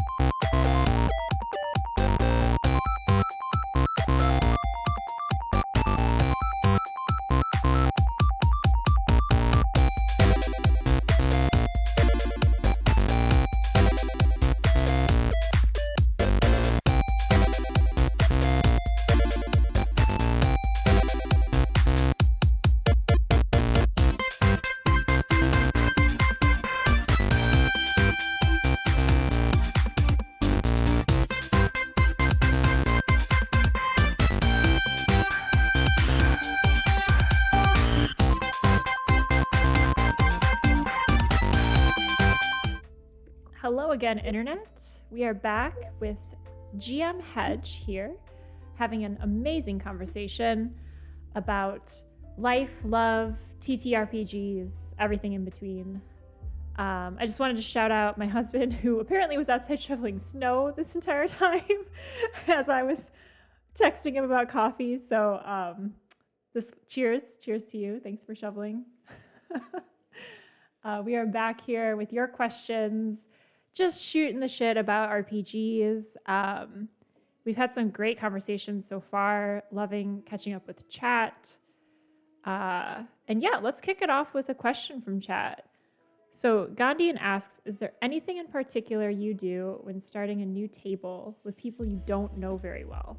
All my campaigns to date have been with friends or family, but I'm potentially starting up something online next month, which awesome, good for you, Gandhian. And they don't really know these people. So any tips or tricks? I'll turn that over to you, Hedge. I'm so glad this came up because, yeah, it's different. It's really different. I mean, with people that you don't know, obviously, you don't have those bounds of trust. You don't have inside jokes. But also, in some ways, it can actually be better because sometimes when you know personally the people in a D&D game, some of that personal stuff can kind of leak into the game. Some of it.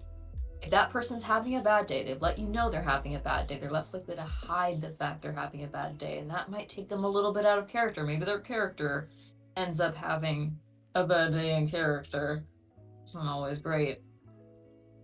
So when you don't know someone, I think there's a lot more freedom to disappear into that persona, so you might actually find yourself having better players. Of course, for the people that you have online, vet. Oh my god. Oh, yes. It is a crapshoot. Our LF has been my friend, but what I've done for my ladies campaign is started with one who on RLFG was like, please can I have a female DM? Like, I really want to learn. This is intimidating. And I'm like, I will put a game together specifically for you. I hear this. I want to help.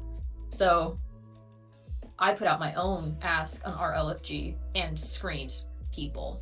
For those who aren't in the know, what's LFR? I can't even say it. So Reddit is a website, and subreddits are r/something, and RLFG is looking for game. So you say can it post... so seamlessly. I can't say those acronyms together. I'm broken. Sounds like a word. No, but it's you can post there. For it's people the Wordle for the day, everyone. No, it's not 5 letters. Oh, anyway, no, but so you can go there and look for players. Actually for that, I had a kind of a weird experience because I specifically said, hey, I'm gonna make a ladies only game. Hit me up if you want to join. And then the mods deleted it because I was just discriminate against men. Nope, not a thing. I was like, not a thing. I am sorry, man. I do play D&D. I was just trying to make specifically a ladies only game. This was something I wanted to do. So I had to very carefully rephrase the post so that it was like I encourage women strongly, gay women strongly to apply. And then what I did was I found a couple people that I really, really liked through kind of like an interview process on Discord, just like chatting about what do you want from the game? Do you want more of an RP heavy game expectations? Because people can come in wanting to fight. And if the game's RP heavy, they're gonna be really sad. Yep. So finding players that fit your DM style is key. Because they're not going to be as forgiving as people who already know you in real life. They're not going to be as worried about hurting your feelings because you are just another person on RLFG. They can just drop your game and go. So find someone who fits. So I was also going to say, like, family's stuck with you, right? Family and friends are stuck with you. So even if their game style doesn't match your game style, you guys are kind of in it for the long haul because you're friends and family. Change the game for them at that point. Add a couple more combats. Just, it's about prioritizing that friendship over the game. I've noticed that sometimes games with friends are a little bit quote unquote worse from a pure D&D quality standpoint. There's a lot more dicking around, hopping out of character. But it's fun in a very different way. D&D can be anything you want it to be. Both are great. You'll just notice a different vibe. But once I had identified those couple people, I actually had them grab someone else in their life who wanted to learn D&D. So I started with the party already having some connections between them, which really helped. Which really helped with cohesion and with keeping people in the campaign. So I did not know them personally, which meant that they would still interact with me like I was a stranger, still giving that really good DM player distance, but they had someone to commiserate with and someone that would help bring them out of their shell a little bit. So you had a phone a friend model? You brought in one person and they brought in another? Pairs. I had like, and obviously through those pairs, it actually ended up being that, well, they all got to know each other more. I've actually had a player come visit me safely during the pandemic. And it's been awesome getting to know them as people. But starting out like that with like a very limited level of connection, still something, also helped because then they're vetting that person too. People who hang out at LFG, and I am one of those people, so this is going to sound hypocritical, but they're people who have not found a game through their peers. And there are a bazillion reasons for that. Like maybe people are brand new to it. They're looking for, maybe they're like that wonderful woman who's now in my game, Sky, who just wanted to try D&D for the first time ever. Or maybe there's someone who's been kicked out of a lot of groups. Maybe they're that guy. You don't want that guy at your table because they will poison it. Yeah. I think your focus on bonds with players is important. I'll add to that and say, so if you're not someone that's comfortable mediating interpersonal relationships, because all of that is like, it helps to have someone bring in their friend because there's already an interpersonal relationship there. But I would also say, don't feel like you need to make everybody be friends with each other as humans. Hedge is good at it because Hedge is awesome and very like charismatic, hence charisma being another nickname of hers. But if you're not someone who's like feeling comfortable with that or like worried about, oh, I hope everybody likes each other, because like it's a lot like to have a bunch of strangers hanging out together, I would say focus on the character relationships too, which are easier to engineer because they're not really humans, they're characters. So I would say even steal from Powered by the Apocalypse system session 0 recommendations, which always include bonds. Like bonds is a thing that D&D has bonds. Like you're supposed to say what your bonds are in your like flaws or, you know, whatever, but there's not a mechanic for it really. Unlike in Powered by the Apocalypse systems where you have to pick your bond with another character and say how you know each other. You could be family in game, you know, like your character could be the uncle of this other character, automatic bond, or your character stole from this other character, automatic bond there, and lots of feelings that come with it. So if you can bake in bonds to this group that doesn't know each other, it'll help them get to know each other as people, but like in character, they can right away just glom onto that and be like, hey, you stole my favorite, you know, bowl. Why did you do that? And the other characters, but also the bonds can be asymmetrical. So the character that thinks their bowl was stolen and they're very upset about it, the other character might idolize that character. And they took the bowl because they love them and they want to be like them. And that's why they took their thing, because they're just like obsessed with them. So you can create asymmetrical bonds where these characters have different relationships with each other. Gandhian calls out fiasco style. And yes, absolutely, that will help you with randos. Actually, I'm so glad you brought that up, because that reminds me of a big thing, which is have your people make characters together. Have them like all sit down and go, I'm going to play a ranger. I'm going to play a sorcerer. I'm going to play a whatever the system is, using D&D as an example. And then that gives me an example to talk about how they know each other. The other thing I like to do, and that Matt Mercer does really well, is to have pre-game, before the game, what happened? You know, pairing off Nott and Caleb and having them do a little one-shot type thing, because it lets them establish their character, gives them a moment in the spotlight, and makes those background relationships seem real. So for the new player I just brought in, I gave her a one-shot to establish her character and work out the kinks. I'm glad we did. Ended up changing her accent completely, based largely on that whole game experience. But also, when she met the party's like, wait, was this character like in another campaign? Like there's so much detail about her. There's all these people she knows, all these places. And I'm like, no, we spent 3 hours together having her explore her hometown. And as a result of that, she came alive. So doing that in pairs lets that happen, and then also gives them a literal real bond, so that when your whole crew meets in a tavern and decides to go to the circus together, Critical Role, Campaign 2. I thought you meant your circus. I thought you meant your circus. Too many circuses. No, I mean, I also had a circus, but that was really just a throwaway comment that they turned into like a 7-episode arc. They're crazy.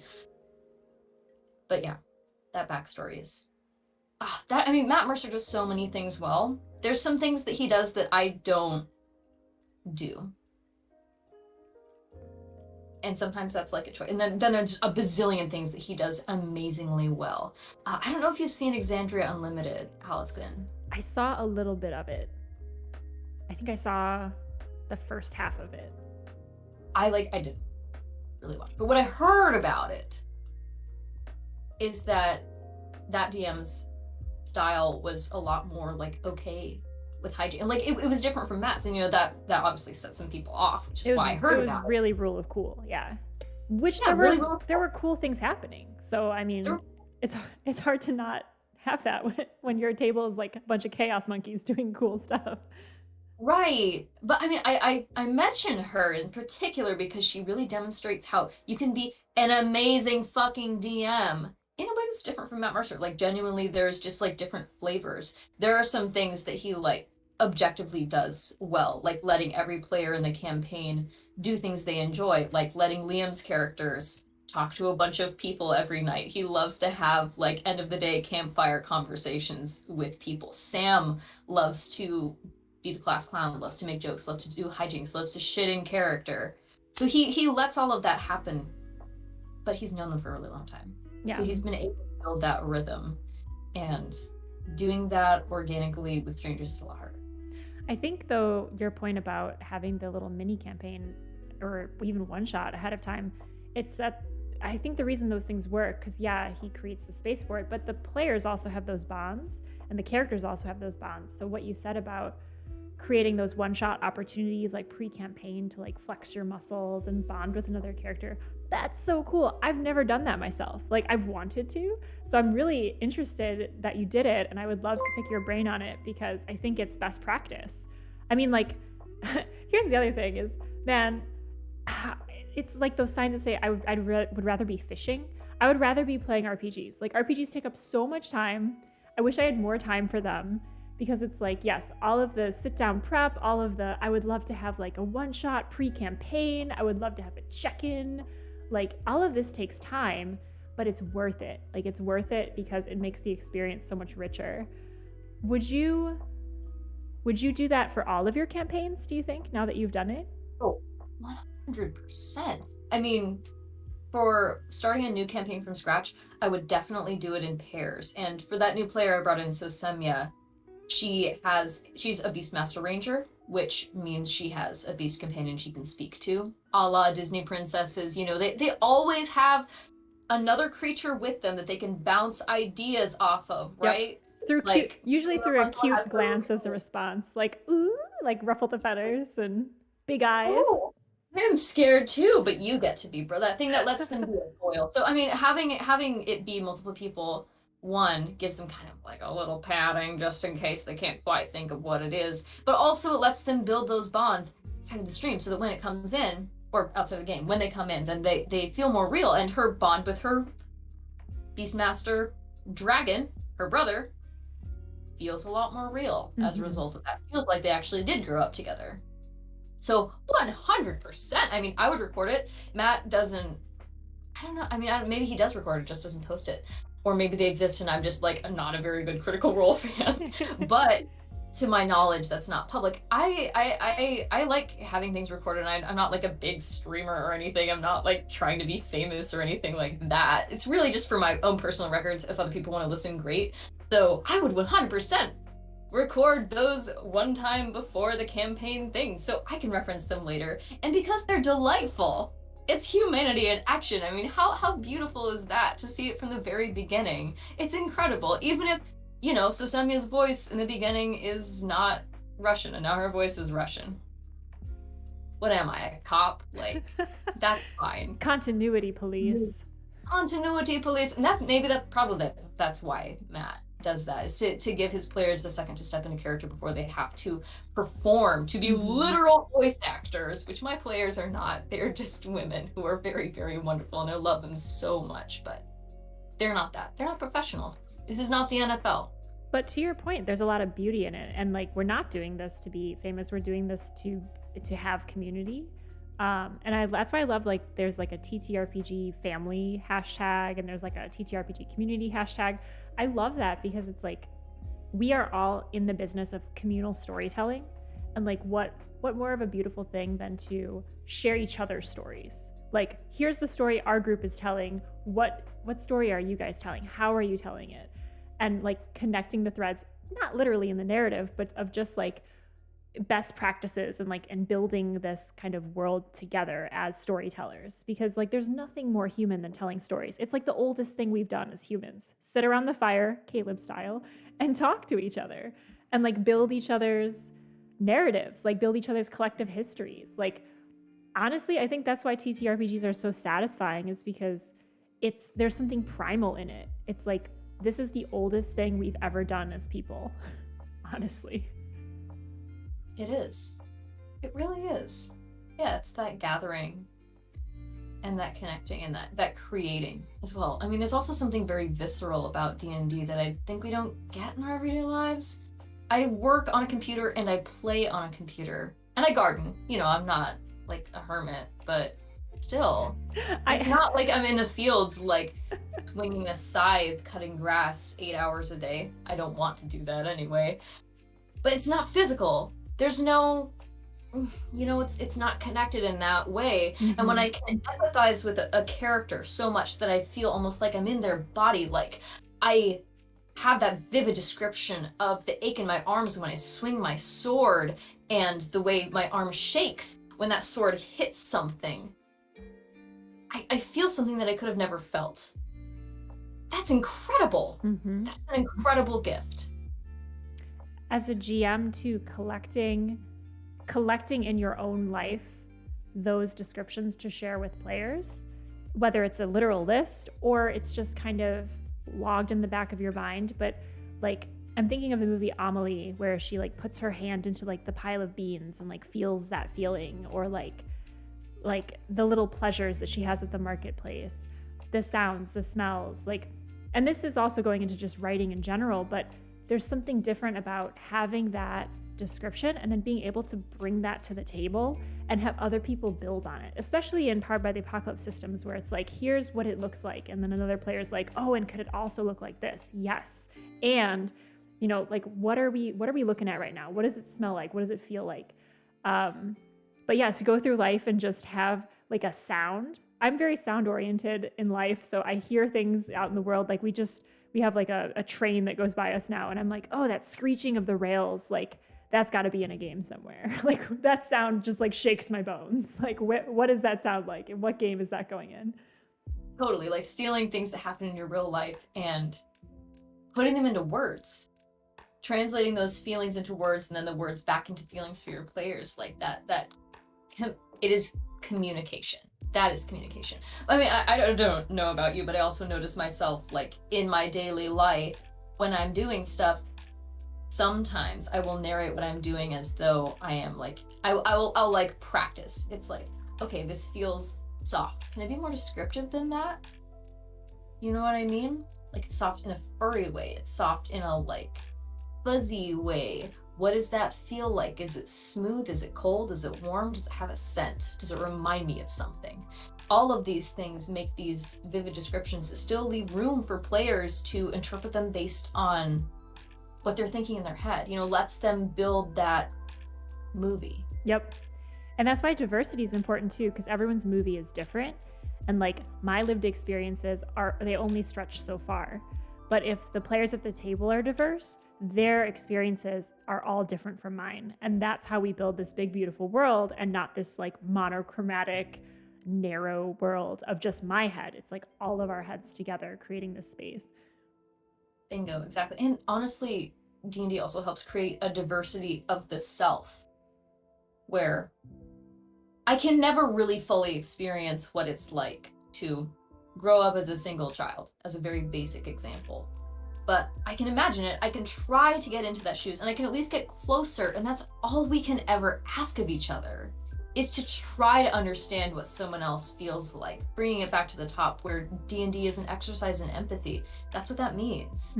That's what that means, is to feel what someone else feels and to live for 3 hours a week in someone else's shoes. I love that. And I'm going to use this time to bring in a question from chat, which complicates what we've been talking about because it is a lot about empathy, but D&D is also full of like horrific monsters. So we've been talking a lot about the humanity of it, but Gabe the Joy Summoner asks, what would you think essential for a boss to be truly creepy and scary? And I think this connects a little bit to what we've been talking about, but maybe in a different way. So what do you think about truly creepy and scary bosses? What does it take? I love this question so much because there is no one answer, just a bunch of things you can bring in. I personally love to reflect on what scares me the most in horror movies, which is uncertainty and things being hidden. You know, like with the Babadook, when you like see him, once you like actually see it, and it's not just like a scary shadow in the corner. No, like personally, I think he looks a lot less scary once you actually see it. And he's like a funky little clown dude and now a gay icon. For my bad guys, I don't always make it transparent. And I don't always make it so that they're clearly visible. I make it so that there's something about them that is ethereal, that is off, that, you know, maybe even strikes that uncanny valley of like, something here isn't quite right. This shopkeeper has 4 eyebrows. Is that just the way they were born, or are they a shapeshifter trying their best to stay in a human form and they're actually that type of thing. The other thing that I like about a boss, a big boss, red. So you find something that is iconic to that person. So I have the Raven Queen as one of the potential bad guys in my campaign. And obviously for her, it's ravens, it's silver, it's anything gothic. That's just how I've set it up. But I can now scare my players by just having a bird fly overhead. Ooh, they're yes. afraid they're watched. That is dread. And that is what makes a great boss. That feeling like they're not just, I am Ted and I'm a bad guy. I really want to hurt people. Haha.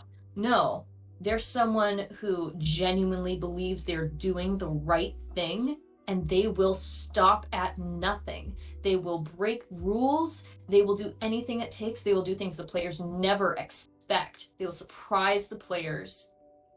They will haunt them. I love it. Yeah.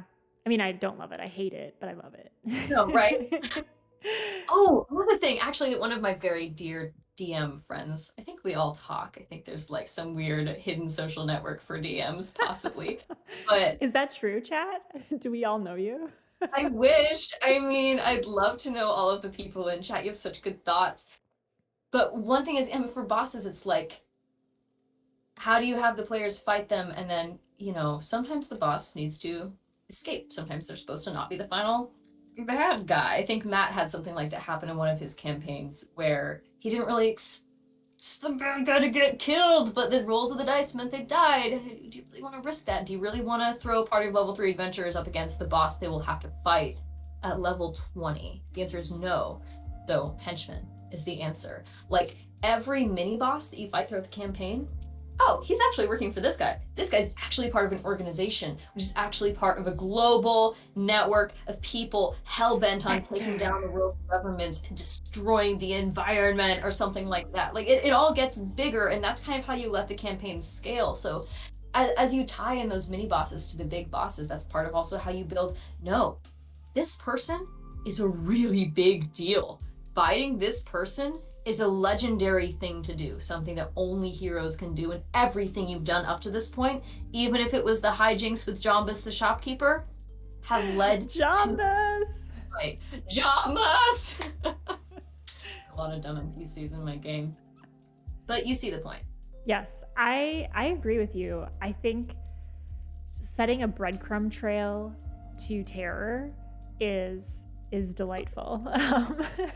Because like Gabby, the Joy Summoner, specifically asked about creepy and scary bosses, and like there's nothing creepier and scarier than having a whole network of people that are like under the thrall of someone, or you know, would do anything for XYZ, these like charismatic cult figures, or you know, just they're in debt to someone that's much bigger and scarier than they are. And so like what would drive a person to do these things? Like there's so many different ways that henchmen can be used to amp up the creepy level of the final boss too, that I think they're a great mechanic. And yeah, can put some plot armor on your big plans too, so that you're not having them face the big bad too early.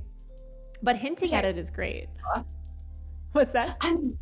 I was saying it protects both the party and the boss. Yes. At the same time. But yeah, I mean, one of my favorite things to do is make the party feel watched, because it creates a sense of urgency and a sense that they're not safe, because they're not. It's also a reminder that like if they dick off and do their own thing, the world is still moving around them. People are still plotting and scheming, and the resources they've accumulated, the gains they've achieved, someone's working to undo those. Mm-hmm. Someone them back. They cannot rest on their laurels. They have to keep moving. I'm pulling from Monster of the Week directly here, but putting bystanders in danger is a great way to create that urgency, as I'm sure you know from being in my games, where no one and nothing is safe at any moment. But yeah, having people that are more vulnerable, because to your point, like you're building them up as heroes, but not everyone's a hero, and everyone else is pretty vulnerable to things that are going on. And sometimes putting them in tough positions where they have to choose, do we do this thing or do we do that thing? And players always want to do both, but they can't. I mean, unless you split the party, which has its own consequences. But yeah, putting people in danger, or putting competitive groups on their tail. So like in addition to having them being watched by a big bad, like there's another adventuring group and they're doing better things than you, and they're like showing you guys up. They might beat you to the big bad. Nothing puts a party in gear like a competitive party. It's important to do that in a way that's, you know, your party's still like heroes. Like maybe there's something flawed about their competitors. Maybe they're just doing it for the money, but they're still damn effective. Yep. Yeah, there's something off about them. Something that will probably really grind your party's gears to know. Like if they're money motivated, they're, you know, getting a bigger sum of the, or they're kind of in bed with whoever pays people, so they're getting a bigger cut, or, you know, they're mercenaries, or just whatever the moral line of your party is. It's good to find that out so that you can poke at it as often as possible. And go, yeah, just what does your party hate? Maybe I will put some bad guys in my campaign that are just shitty men that are shitty. Why not? It's the misogyny squad? The misogyny squad. I've heard of them. Oh god. But then can I handle being those people for however much time a week? Do I want the misogyny squad to succeed? No. That's a great point though, because it feels gross to put on the skin of some of these things. So like you asked about creepy monsters, like that is less scary to me than to be the misogyny squad in a game. It's really hard for me to go to those places. It's really hard because then I feel gross afterwards. Like if there's ever anything that makes me feel gross, I just don't want to do it. Yeah. I mean, it's supposed to be fun, right? So I don't know if I would ever like play some bad guy who's like, I just enjoy genocide. That is just haha me. I'm just living my truth. I prefer to keep it, not to dox myself as a weeb because I don't watch that shit anymore. I'm cured. But the Naruto style of bad guy, where they have reasons. They have something that they, like, maybe that reasoning is twisted, maybe it arises from pain. Maybe it's literally pain, the Naruto fucking character. Whatever it is, it's driving them. So if you can tap into that and see, you know, and empathize with how someone who has been hurt or how someone who's maladapted to something would do this, it becomes a gift, not just something that's gross. It becomes like, I see you and I'm hurting with you and I hope the party can save you, because if the party can save you, then we can save people like that in real life. And I mean, there's some like, I don't want to play a rapist bad guy. I don't want to play a pedophile bad guy, but do I want to play a bad guy who, sincerely, genuinely thinks that, what would be a good example? Maybe like every country in the world should be united under one single country and government. Wouldn't that be nice? And maybe I should be in charge of it, because I'm so good. I'm just such a good guy. I think we'd all be safer if we were all together in an autocracy. You can see kind of more why that's realistic, and that makes it scarier. Yep. Yeah. I think that might bring us back to the beginning of every monster my party finds, they want to adopt it because, yes, I agree with you 100%. But you run the risk if you're a big bad, if you make them salvageable, if you make them like flawed in a very human way, it's interesting because then the party wants to save them maybe at the end. I mean, like, here's the balance though, is you have to make them do some really nefarious shit along the way that the party feels very conflicted, because if they're a party that's wanting to adopt all of the monsters, they'll probably want to save this person too, assuming it's a humanoid. I think a lot of this works with like humanoid villains, but they have to be a big bad along the way. They can't just be the wounded deer. They have to be someone that's willing to go to pretty intense lengths, or lengths that your party finds unacceptable, to like create that conflict. So it's not just like what is that? Like an intervention mission. It's more about like, we need to stop this person. At what cost? That's kind of up to your party. But yeah. They have people. And then, I mean, there's also moral questions that come into that are really interesting to grapple with. Like, if a person repents, should they still be punished? And if a person is harming others because of harm they received to themselves, does that justify it? As I say that, the answer is obviously fucking no. But, is it easier to stop that harm from being done if you fix the person instead of just killing them outright and perpetuating whatever the fuck they're doing wrong? I honestly, so I have a rule for myself that any encounter in this campaign can be resolved without fighting, which works really well for my ladies, as you might imagine. And they don't always take that option, because honestly, the non-fighting option is sometimes really painful. Sometimes it's just let the bad thing happen. You choose not to intervene. That is the resolution to that. And that is just not something that, I mean, sometimes we just have to make those difficult choices. Giving them a bad guy that can make... Have you seen She-Ra? Because this is going to be the second time I referenced it. I need to see. I saw one episode and I loved it, and then life happened and I never came back to it. But it was really go back good. Go back to it, because then you can join my honorary lesbian mafia. It is a requirement. Excellent. But it's really good. I would love to wear that badge, just saying. Oh no, yeah, I'm pretty sure we have t-shirts. I'll have to send you one. But in that show, to not spoil because you have not seen it, and probably people in chat haven't seen it, there is a character who does extremely bad things. She kills someone's mom, and she ends up, after a serious period of redemption, with the good guys. And by having this person on their team, that is the thing that allows them to stop that person's former boss, the actual big bad, converting the mini bosses. And then it all culminates in this huge boss fight at the very end with the actual BBEG. So I think having people that can be redeemed, people that can be saved is good, but then maybe the lesson too is some people can't. Yep. So you save people, they have to want to be saved. I think that's the moral equivalent of, can you hide in plain sight with the guard 5 feet away from you? Can you save everyone? Right? Like, it's like, sometimes no matter how high you roll, it's just not gonna happen. Yeah. Like, no, Spider-Man, your Grandma May's dead. Yeah. And there's a probably problem with Mary whatever the fuck MacGuffin and a train of people, and you have to choose. Or you can be Spider-Man and break the rules and whatever the hell. Kobayashi Maru, I think, the Star Trek thing, where instead of dealing with a difficult situation, they change the situation. Well, if your players have a time travel device, I mean, it's kind of no holds barred. Oh, don't get me started about time travel in D&D. That is the one thing I will not allow in my games. Interesting. It's so hard to manage it. Oh my god, it's so too confusing. It is. Rick and Morty rule. No time travel. There could be multiverses. Yep. No time travel. That makes sense. Yeah. oh my god, continuity nightmare. It's like which timeline did I just mess up? The timeline that I'm making up today, the timeline that I'm making up tomorrow. It's all very.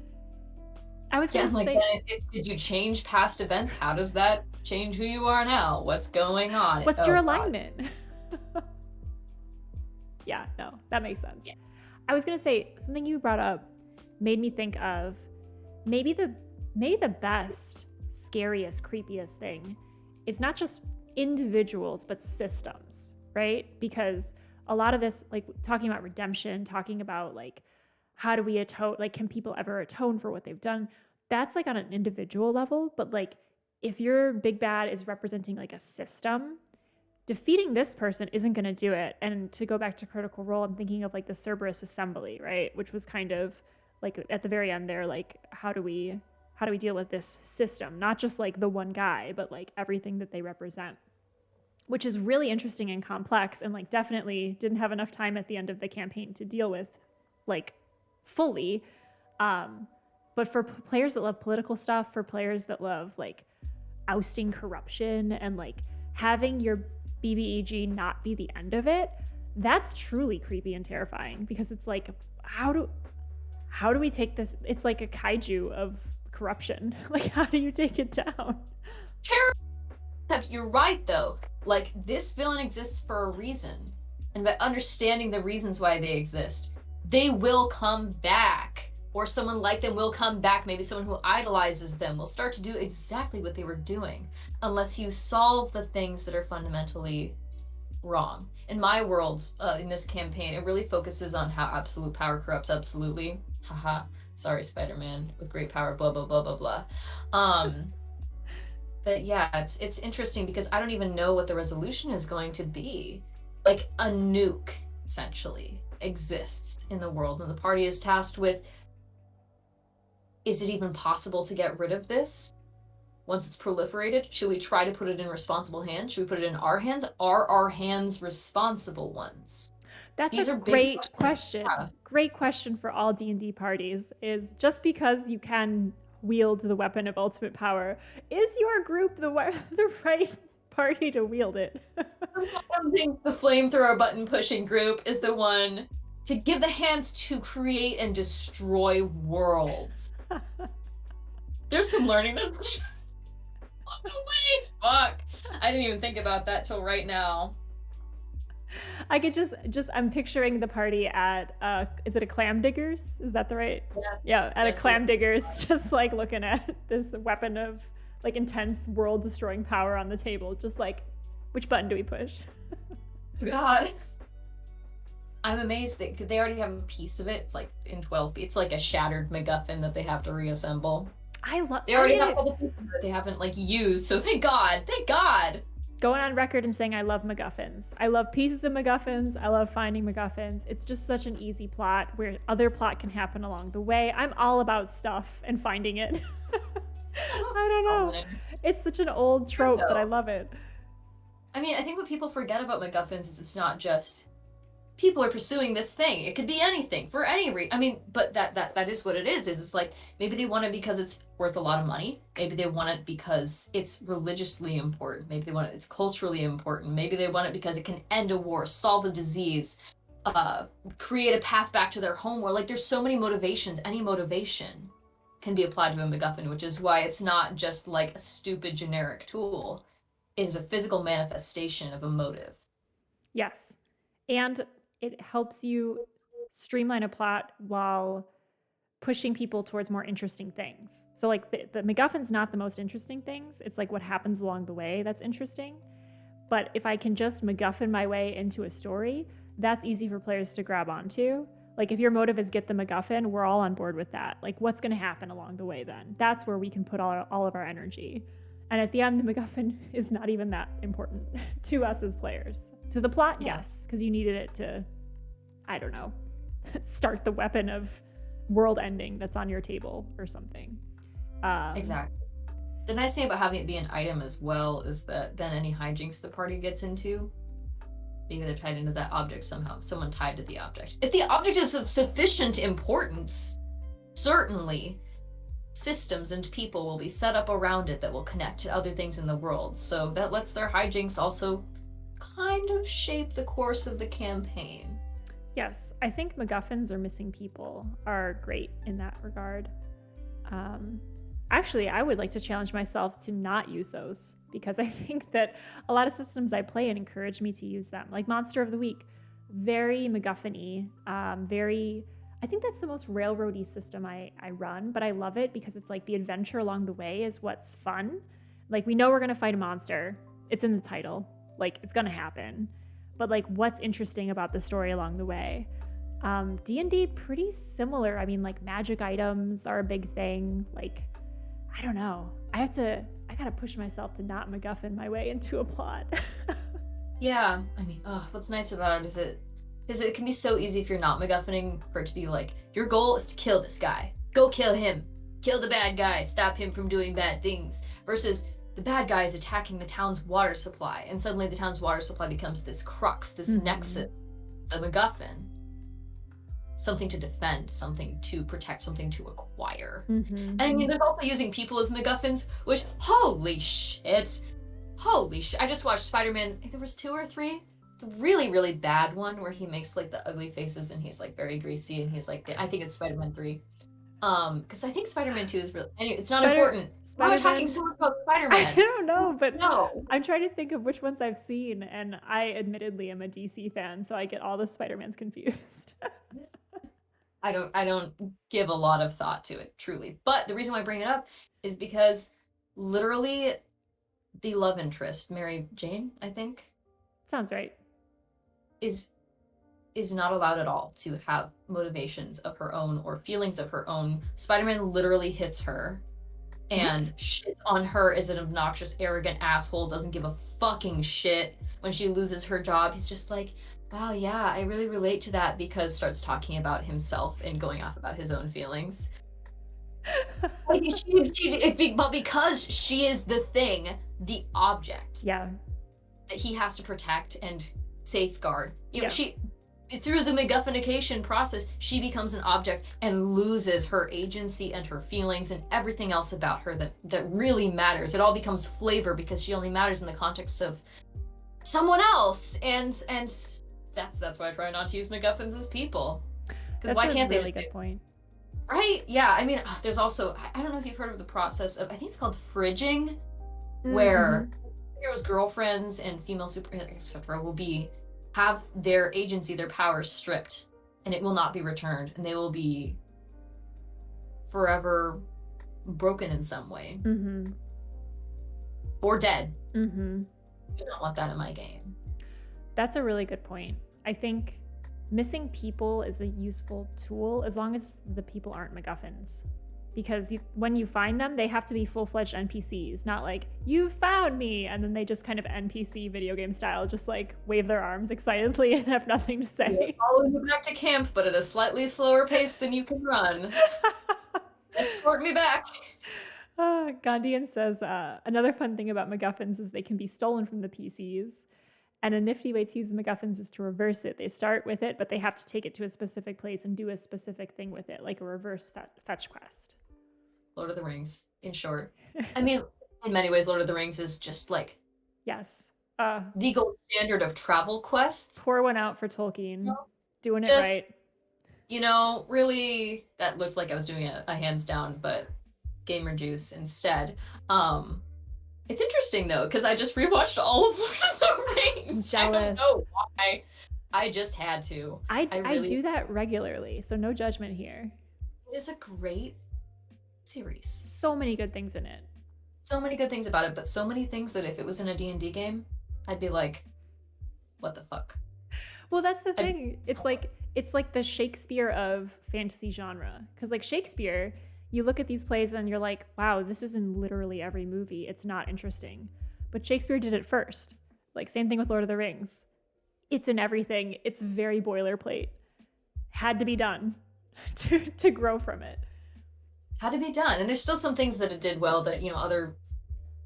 Holy God, I mean, he really made a whole world with very intense politics and thousands of years of history that actually matter. That is astonishing.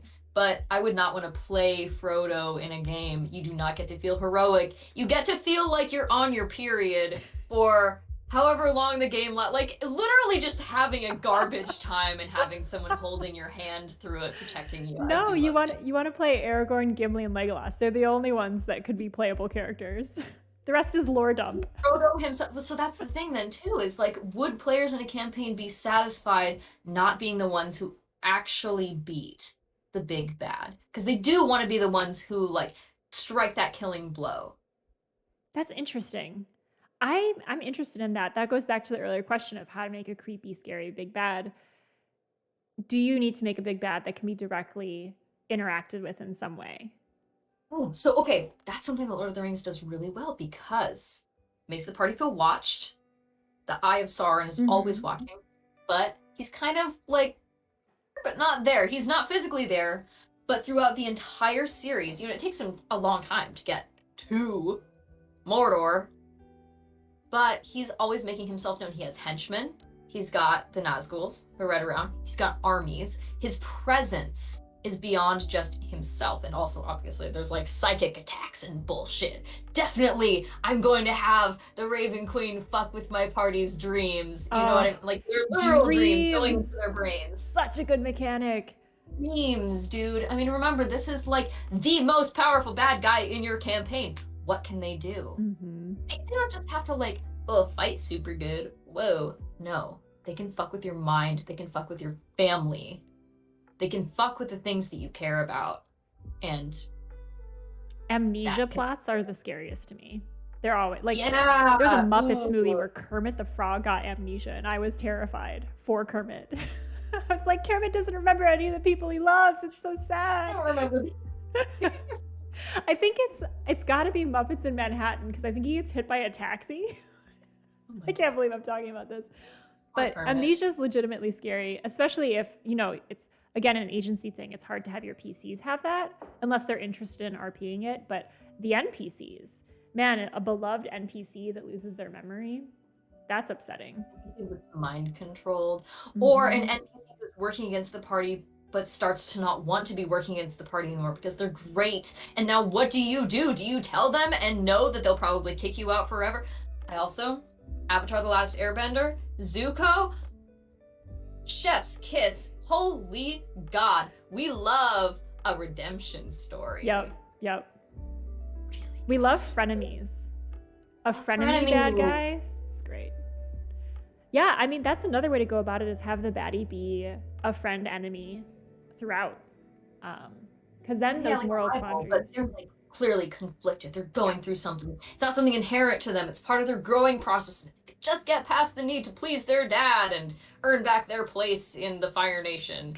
And maybe they wouldn't be such a dick. Or maybe they would be. Yeah, it's interesting, because I think if the party in that scenario was Aang and friends, they made choices to offer that redemption at the end. But it's possible that different choices could be made and Zuko would not be redeemed at the end. So, yeah. But they also needed each other. Yes. Like, by redeeming Zuko, Aang got the power he needed. Firebending, to go be... Was it Lord Ozai? Oh God, I'm losing my Avatar knowledge. You know what I mean, though? I recently brushed up to run an Avatar game. It's nice! By the way, I bet that's really fun. The new Avatar system's really great. The TTRPG by Magpie. I would definitely recommend it if you haven't tried it out yet. It's powered by the Apocalypse S. What's the game? Let me be in it. I want to try it. Maybe I will. I mean, maybe I will. Like, literally, maybe I will in like a month. Okay, wow. Fingers crossed. Don't feel obligated, but I would love that. Yeah. So, well, I've tried to run through the original like starter module a couple times, and I haven't gotten through it yet because I keep getting distracted. So I actually don't know how the story ends because I haven't had a party get through it yet. It's your typical like break out of jail plot at the beginning. But yeah, I'd be interested to hopefully finish the game. That's actually a great way to start a party off because they're all in a common conundrum. Giving them a common motive, whatever it may be, I had all my players sit, like I had it that your player has to have a reason to visit the royal palace. They have to want something from the queen so that I can have the queen send them on a mission and promise them the thing they wanted in exchange for going on the mission. I have a question from chat. Superdub asks, which setting or world is on y'all's bucket list to play or to GM in?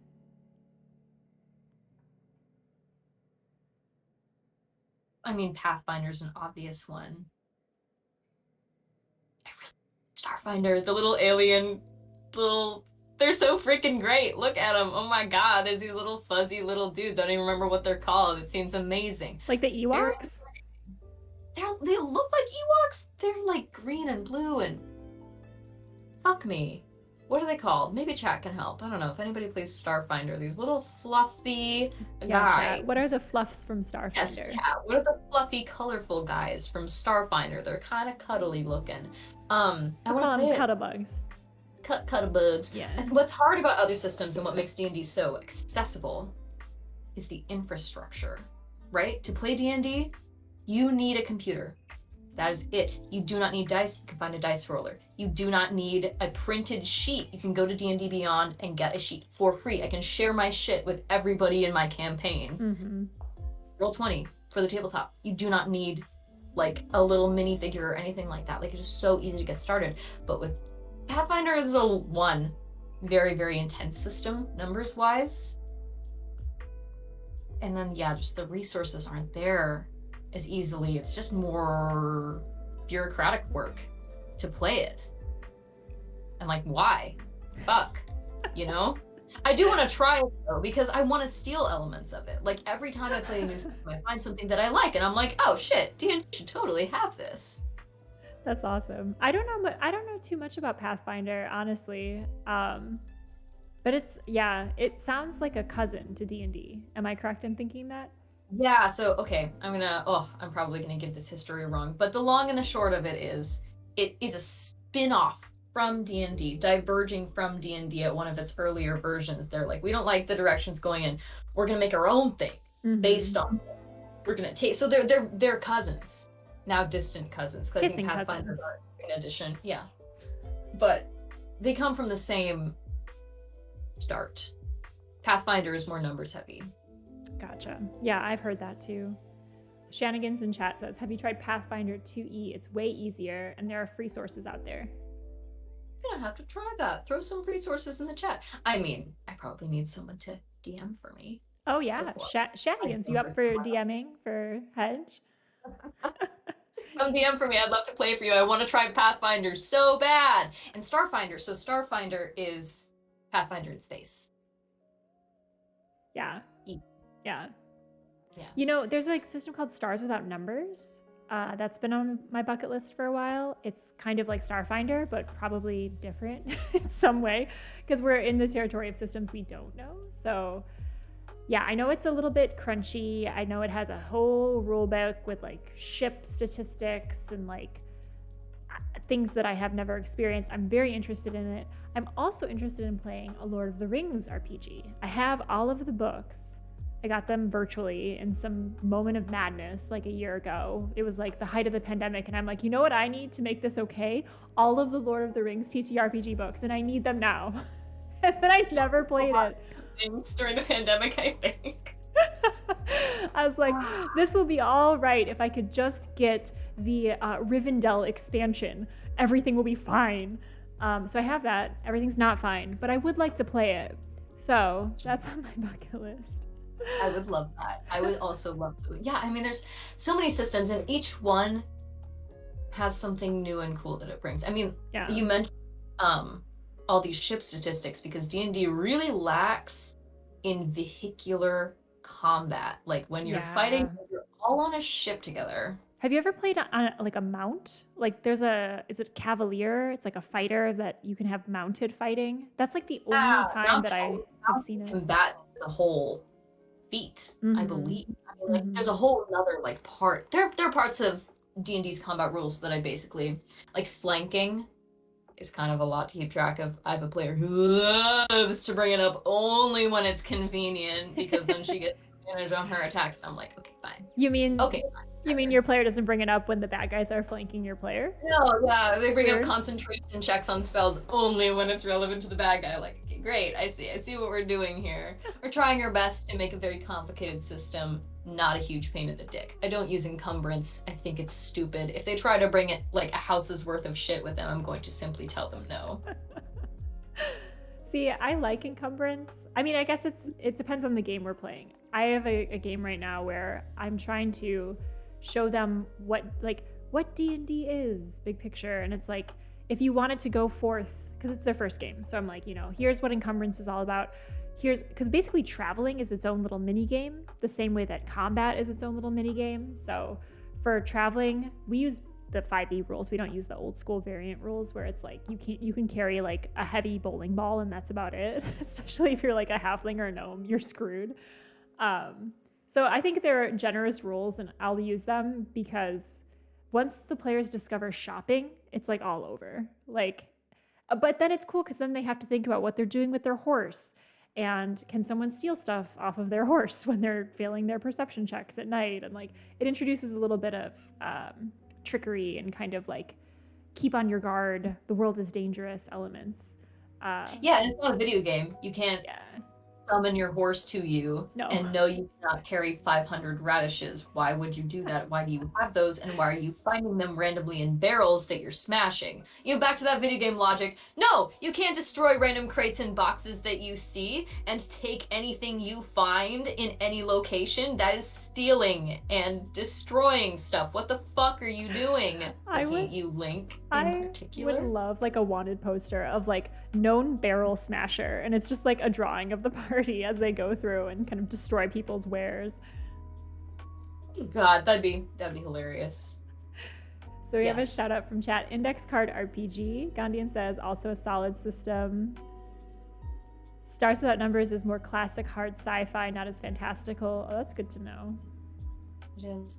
I mean, I think different systems are good at different things. So I'd really like to. But the thing about D&D too is that you can choose which rules to emphasize and which rules to de-emphasize. Yep. So if you take Rime of the Frost Maiden, really relies heavily on you're in a really cold location, you have to hunt, you have to fish, you have to survive. Survival becomes more of a thing. Mm-hmm. Would use encumbrance. I 100% would. Yeah. And I would think more about exhaustion and things like that. But I want my party to be able to carry a bunch of stupid, keychains and their dazzled vests that say little gay trash bandits. I don't want to tell them, no, you can't have that. You're already carrying a bowling ball. That makes sense. Yeah. I think, it's all about the vibe of the game, and I like the versatility of it. Sometimes I'm in the mood to play just like a really gritty survivalist game where it's like very resource management, where it feels good to be like, oh my gosh, I'm out of arrows. Like let me go find some more arrows. Some days I'm not counting my arrows. I'm just firing away. I don't want to do that. I don't want that kind of management. I'm trying to light it on fire. I'm trying to do sick combos or whatever I'm not going to go look at my arrows afterward. By the way, just because I don't want to deal with that moral quandary of counting arrows. I feel like D&D Beyond, the best upgrade that I could wish for it is if every time you hit a weapon that uses an arrow, if it counted down your arrows for you, that would be amazing. How would it know that you hit? Because that would be cool. Because there's if you have a +4 to hit and you click on it, it could be tied to the arrow. Mm-hmm. Yeah, that could every time you roll damage for a weapon that uses that you've activated. Yeah, there has to be some kind of link there. But I'm not a developer. I'm just a dreamer, just putting it out there in the world. The dream is to work for D&D Beyond. That would be amazing. But what could I do for them? I could be a hype man. I could run programming. Do a podcast. I could do podcasts. This. The podcast will be called Counting All the Arrows. Yeah. Flawless. Perfect.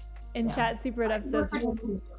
Oh, what? Oh, I just said in chat, SuperDev says, Rear Tom is a traveling game with resource management. It looks cute. Described as Oregon Trail meets Hayao Miyazaki. Awesome. I'm there for that. I'm there for that too. I did a lot of prep work for an Oregon Trail 3-shot mini campaign that never kind of came to pass. But it definitely emphasized more the survival elements and, shitting yourself, dysentery, which I was like, is that fun? Should I put that in a game? Because it's a huge part of Oregon Trail, the game. People must enjoy it on some level, but it sounds kind of garbage. Maybe not for RP purposes. Maybe that's a fade to black moment. Some people love to shit in character. I don't know what it is. Sam Riegel loves to shit in character. My players love to have a collective piss. It's so interesting because I call them my MILFs. Sometimes, please don't tell them I call them that, because some of them are my age. But I kind of expected with a game of all women, kind of mid-20s to late 30s, that they would have like very mature humor. I was completely wrong.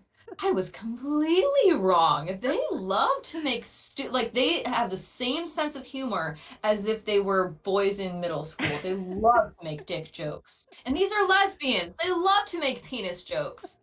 You can never really know what to expect coming in. I cannot judge women by their cover, but also it's interesting to see what happens when it's just gals being gals and not worrying. You know what I mean? Yeah. Well, that goes back to D&D as a medium because it has a lot to do with improv.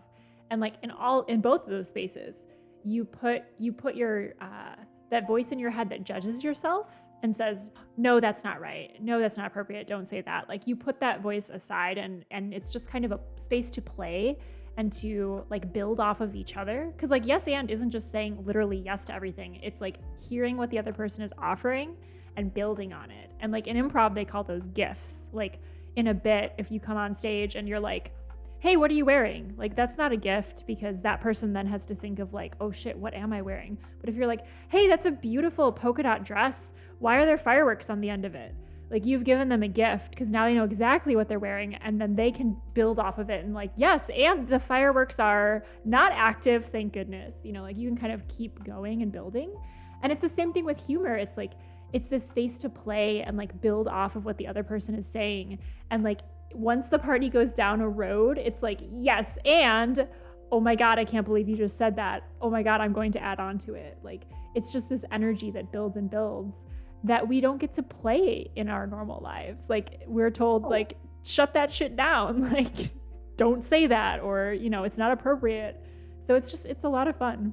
And to your point, women have that fun too. Like, I think D&D being such a male dominated space, it's like, maybe that's why we weren't expecting it from women, because it's like we see the male stereotype of what it is to play D&D and we're thinking, oh, like the female experience will be something different. And yet it's this inviting space to just like cut loose in a way, I guess. Yeah, to simply be and to not think this is a female D&D group, it is my D&D group. Mm-hmm. It doesn't have to exist in the context of men looking at it. And I'll notice myself playing differently when I play with men, and I hate that about myself. How so? How so? That's a great question. I try to like sometimes join in with the broing, kind of a bro, with the dumb jokes, but sometimes I find myself just becoming uncomfortable because there's kind of like this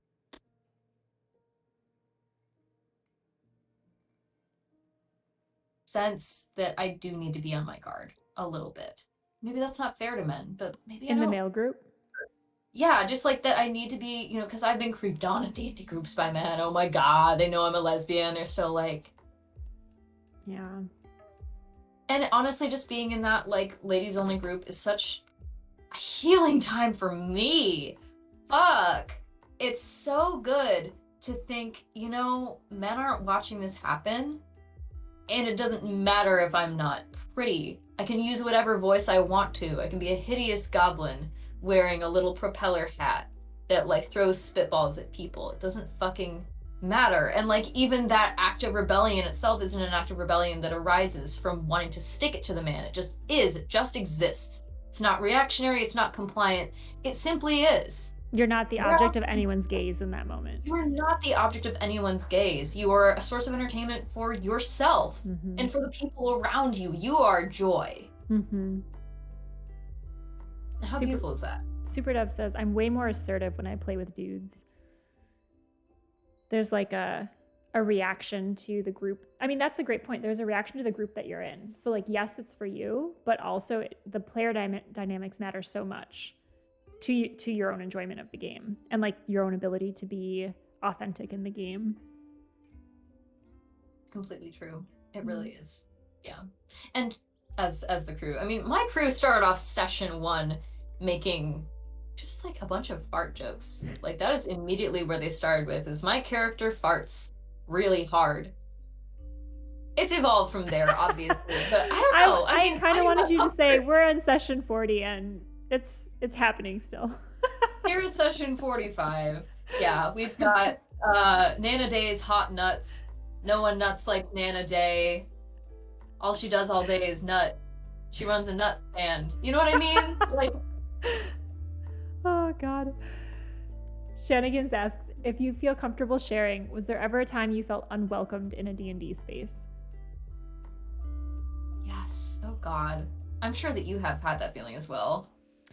Yeah, I joined a West Marches, which is an interesting concept where everyone's playing in the same world. It's pickup campaigns or pickup games within this larger campaign, and you just kind of create a character, and if the character dies, you create a new one, and it's very like, you know, chessboard is set up and people come and move the pieces kind of a feel. And wow, there was a lot of toxic male energy in the West Marches server. Probably not all of them, but wow.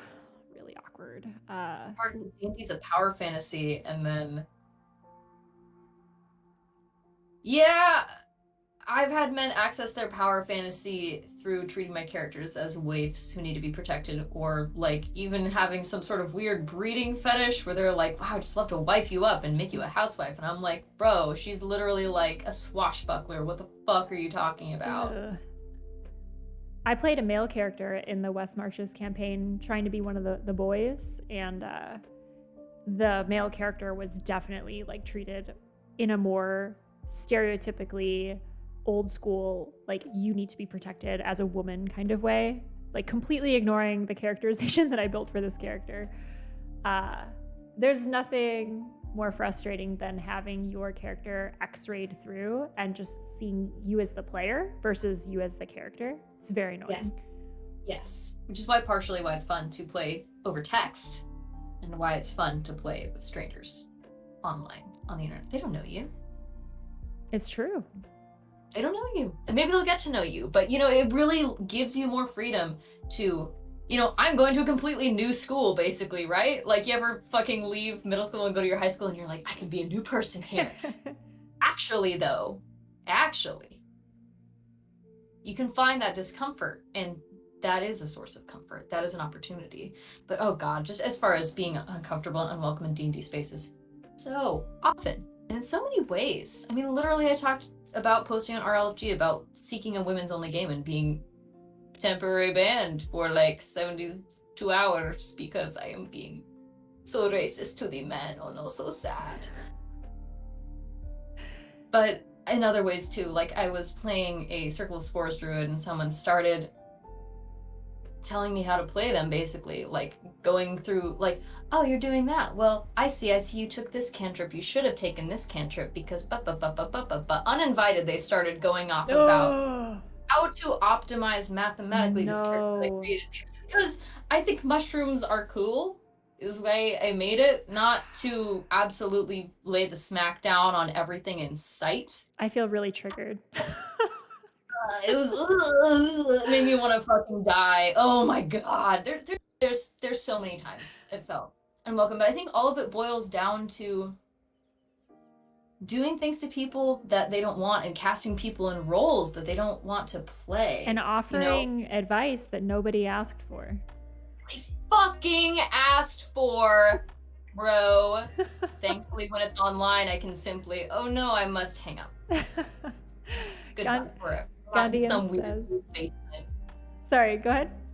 Oh, I was just saying, like, it's different than physical D&D because you can simply bail. Yeah, you're like, you grab the last slice of pizza and you're like, I gotta go, bye. Farewell. Goodbye. Oh no, internet connection issues. Leave the server. Goodbye forever. Yeah, I mean, whether it's from sorry, let me pop in here before I forget it. Oh, sorry, go ahead, please. Sorry. I keep, so my headphones cut you off sometimes, and so it sounds like your mic drops out, and then I start talking, and then your mic comes back in, and I'm like, oh God, I've been talking over you. I apologize. Let me know. It might be my mic being shitty, potentially. It might also be my mic because we've got a snowblower outside now. We've activated like level 2 of snow removal, so it might also be me. Please go ahead, and I will jump in after you. I apologize. I don't even remember. I was gonna say, please go ahead, say your thing. Okay, I was just reading chat here.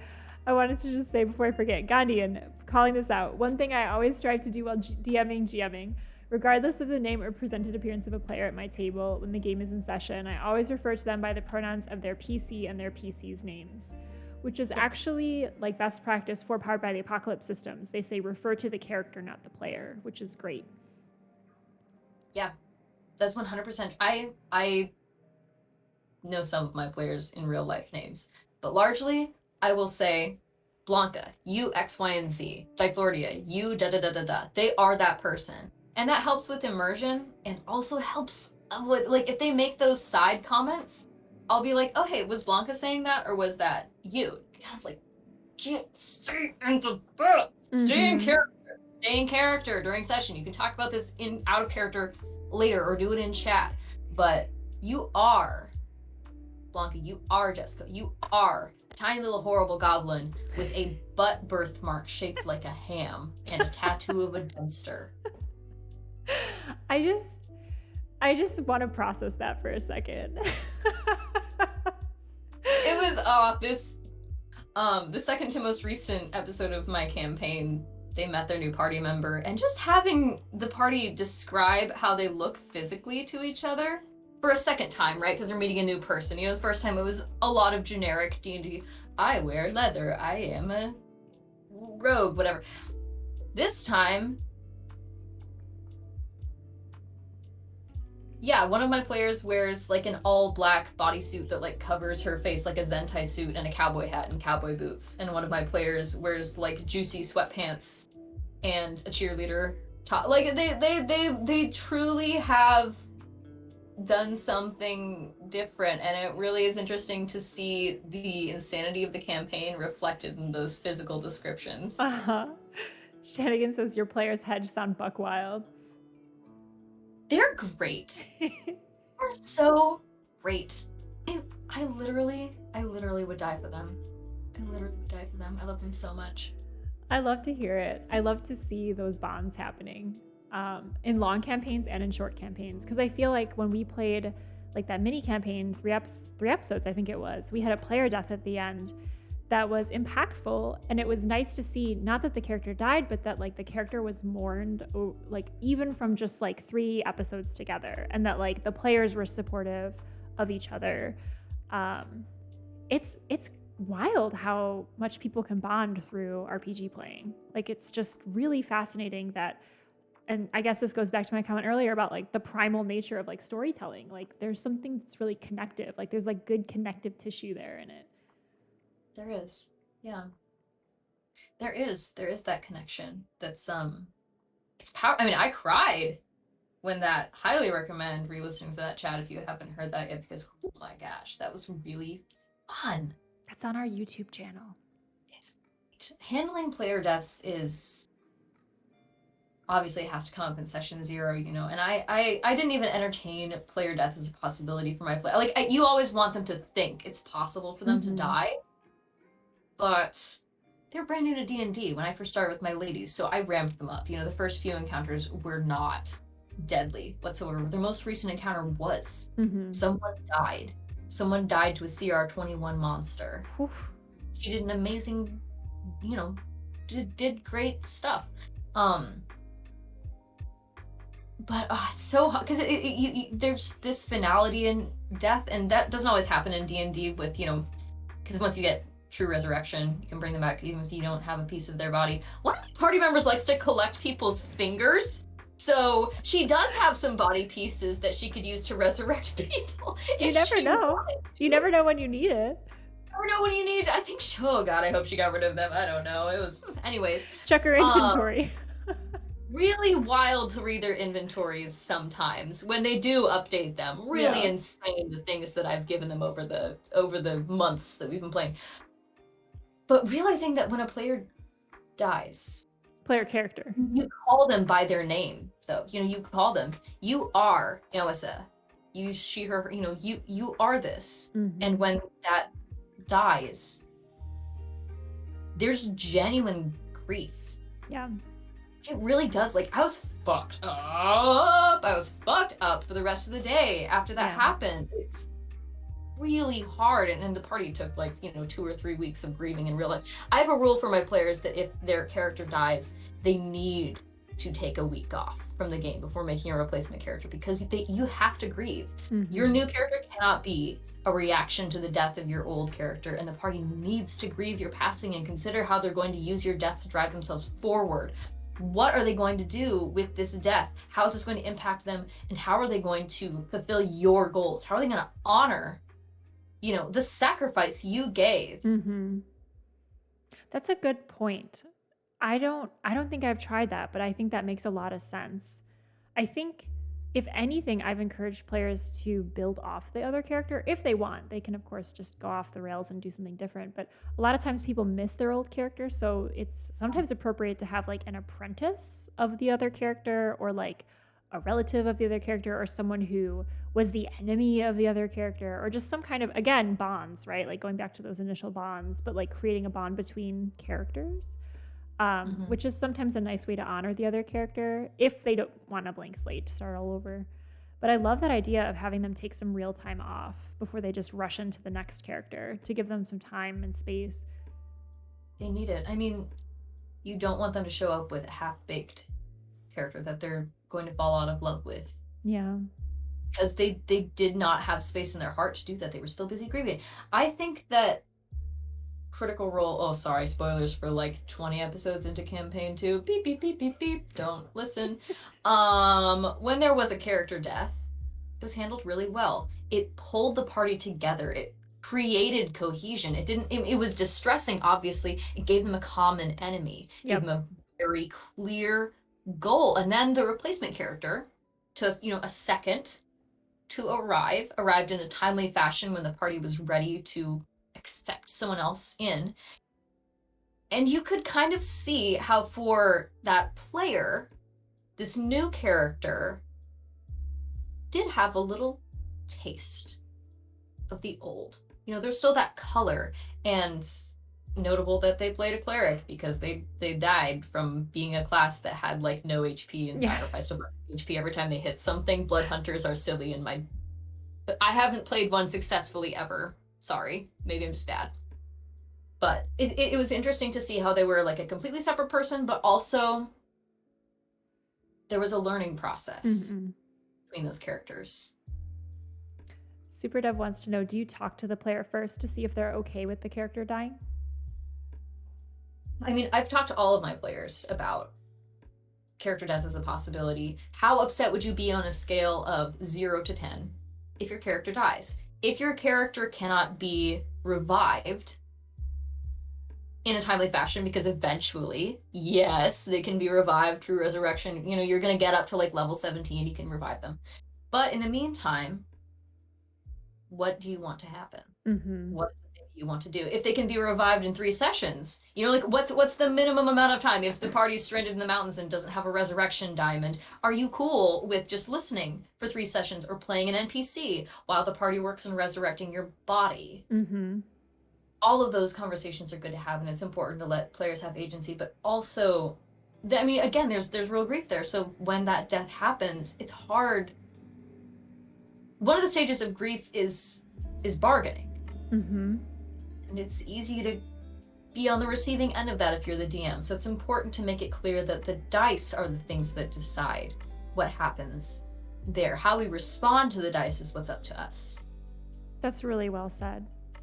And that really taps into the player dynamics too, with in those really tough moments looking to the GM as some kind of arbiter, when really it should be an agreement that we made, a social pact that can always be revisited, but regardless, a pact that both of us have entered into of like, we're okay with this. And it's the dice that determine the when and where. 'Cause it's volatile. It's emotionally charged, and it's hard. Same with joyful moments too. I would say like that's like on the Nat 1 scale of things, of like player death sucks. But for like really joyful things too, it's not the GM giving that to you. It's the GM setting up the world, and you guys have set up the impetus and the dice have fallen in your favor with your goal. So yeah, it kind of like deflates that power dynamic of like, you get a cookie today, and today you get character death. Like, that's not me. That's not for me to give, really. It's true. I mean, I do sometimes reward players, but I'm not like, hey, due to your actions outside of game, I am giving you a reward. It's always due to in-game karma. You know what I mean? Mm-hmm. Maybe someone's just happens to be really nice to them, or maybe that action they took resulted in a thank you, Mm-hmm. or in them just feeling stronger as a result of it. You know, like maybe there's some divine, like it's good to, you know, so it's so hard because the real world is random. There's so much entropy. Yeah. And he's a system that literally relies on randomness, right? On praying to RN Jesus to give us that 20. But still, when it falls, you know, there's that question of like, did I do something wrong as a player, or is there something I can say to the DM? And that's why it's so important to track down on rules lawyering before it gets to that point, because any bad player habits about like, well, spell doesn't quite work that way, or oh, I just have clairvoyance, the sensor move like scrying, and then you have to say fucking no, because then they're going to bring it up when it really matters. And Yeah.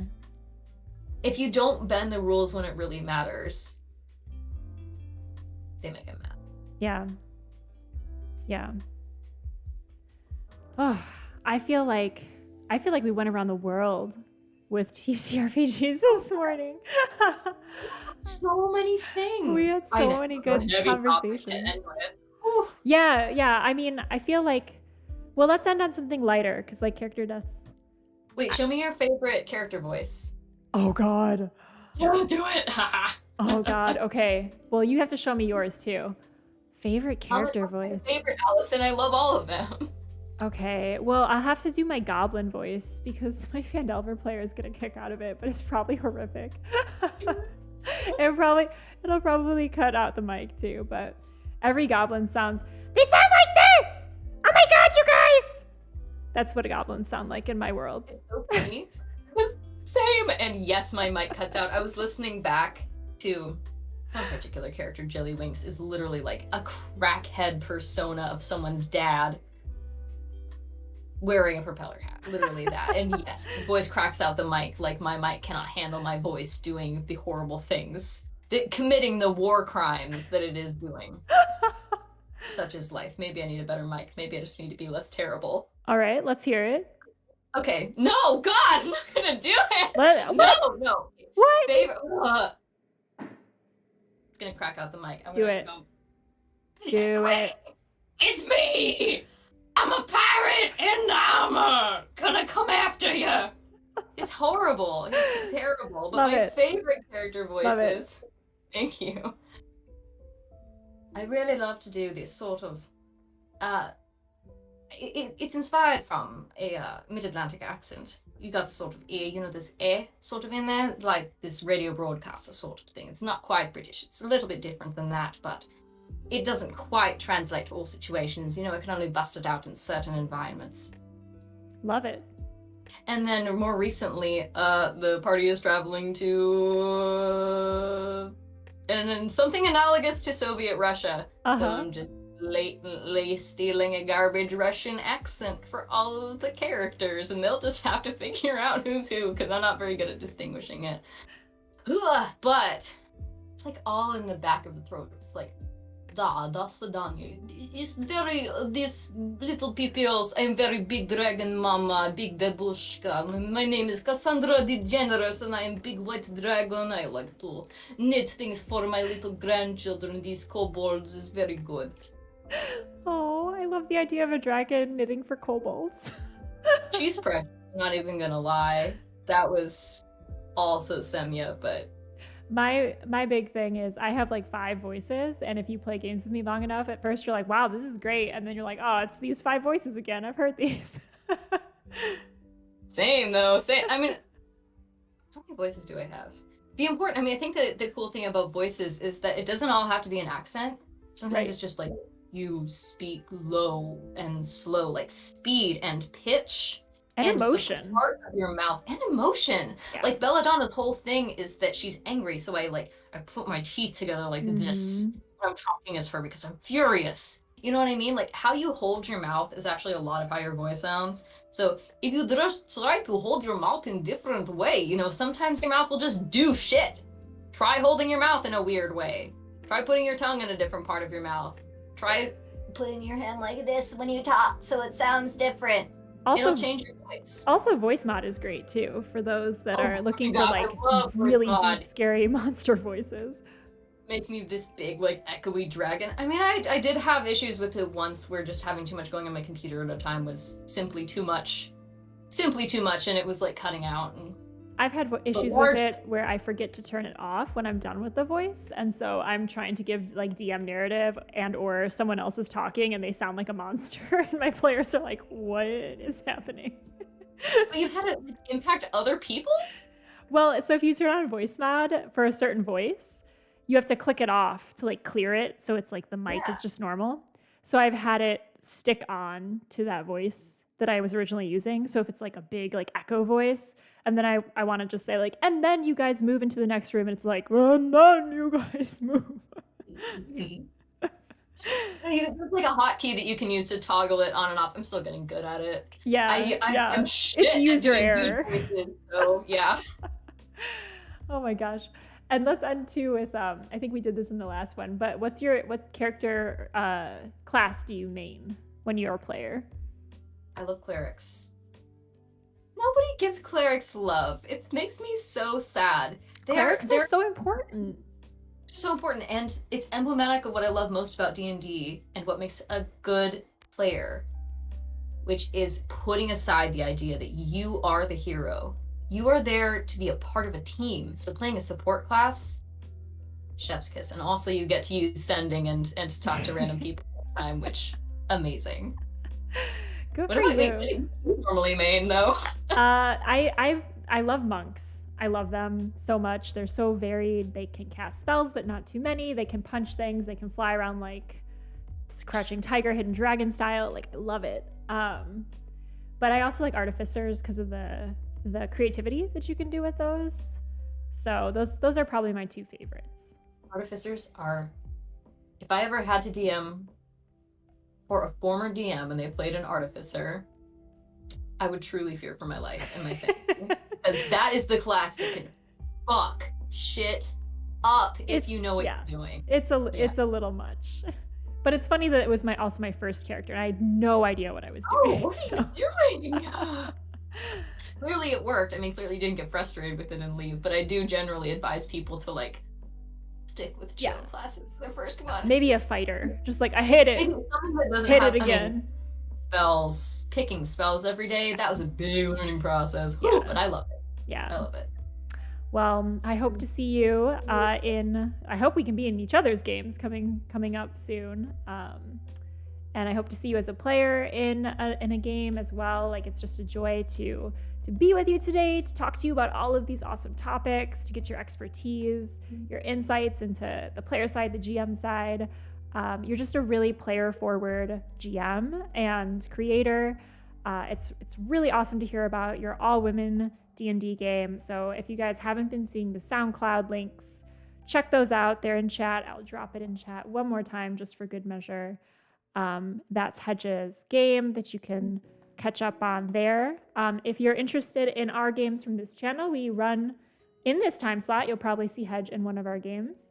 If you missed her, see the VODs on YouTube. But coming up, we have another Monster of the Week campaign in this time slot. So that's Sunday mornings at 9 a.m. to noonish Central Time. And we're very excited to launch that mini campaign coming up. And then what else is happening? Thursdays is Outer Wilds Day. So if you want to see me play a video game where I die in space constantly, that happens on Thursdays. And then we also have the first Fridays coming up on February 4th. We're going to have a guest GM come in and do a one-shot. and it's going to be a real one shot, not like my style one shot, which is like never ending. Hashtag pacing. But that'll be February 4th for a guest GM on the channel. And then Battlestar Galactica is happening at some point. We have to schedule that. But if you're a Battlestar fan, that's going to be coming up soon too. So lots of fun, nerdy things on the channel. But yeah, I just wanted to say thank you again, Hedge, for being here. And any last words from you as we sign off, and hopefully raid someone. So stick around for chat. C+ content is streaming, and I would love to raid them together. They're amazing. But yeah, Hedge, I'll kick it over to you for a sign off. First of all, thank you, Allison. I love talking to you. You are such a bright and kind and intelligent soul. I am so lucky that we met each other. Oh, I feel the same. Yay. Hopefully we get to meet in person one of these days. Oh my God, that would be so chaotic and wonderful. It would be great. As far as like final thoughts, anyone can be a DM. You can do this. You know, I don't know if like actually there are people like still watching this or caring about it, but 100%. Learn and grow and enjoy. This is the most fun hobby I've ever found in my life. I love it literally so much. It's embarrassing, and it is just such a gift. And I'm just so glad that I got to talk about it for 3 hours. I am so glad that you're glad. I had such a lovely time with you.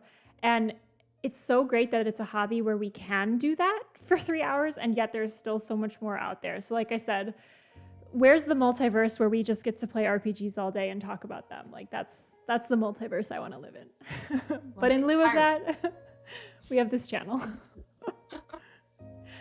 But yes, thank you everyone. We're gonna head over to the closing screen. We're also gonna raid C+ content, so stick around. They're an amazing RP channel. I would love for you guys to check them out. But yeah, thank you all and have a great rest of your day.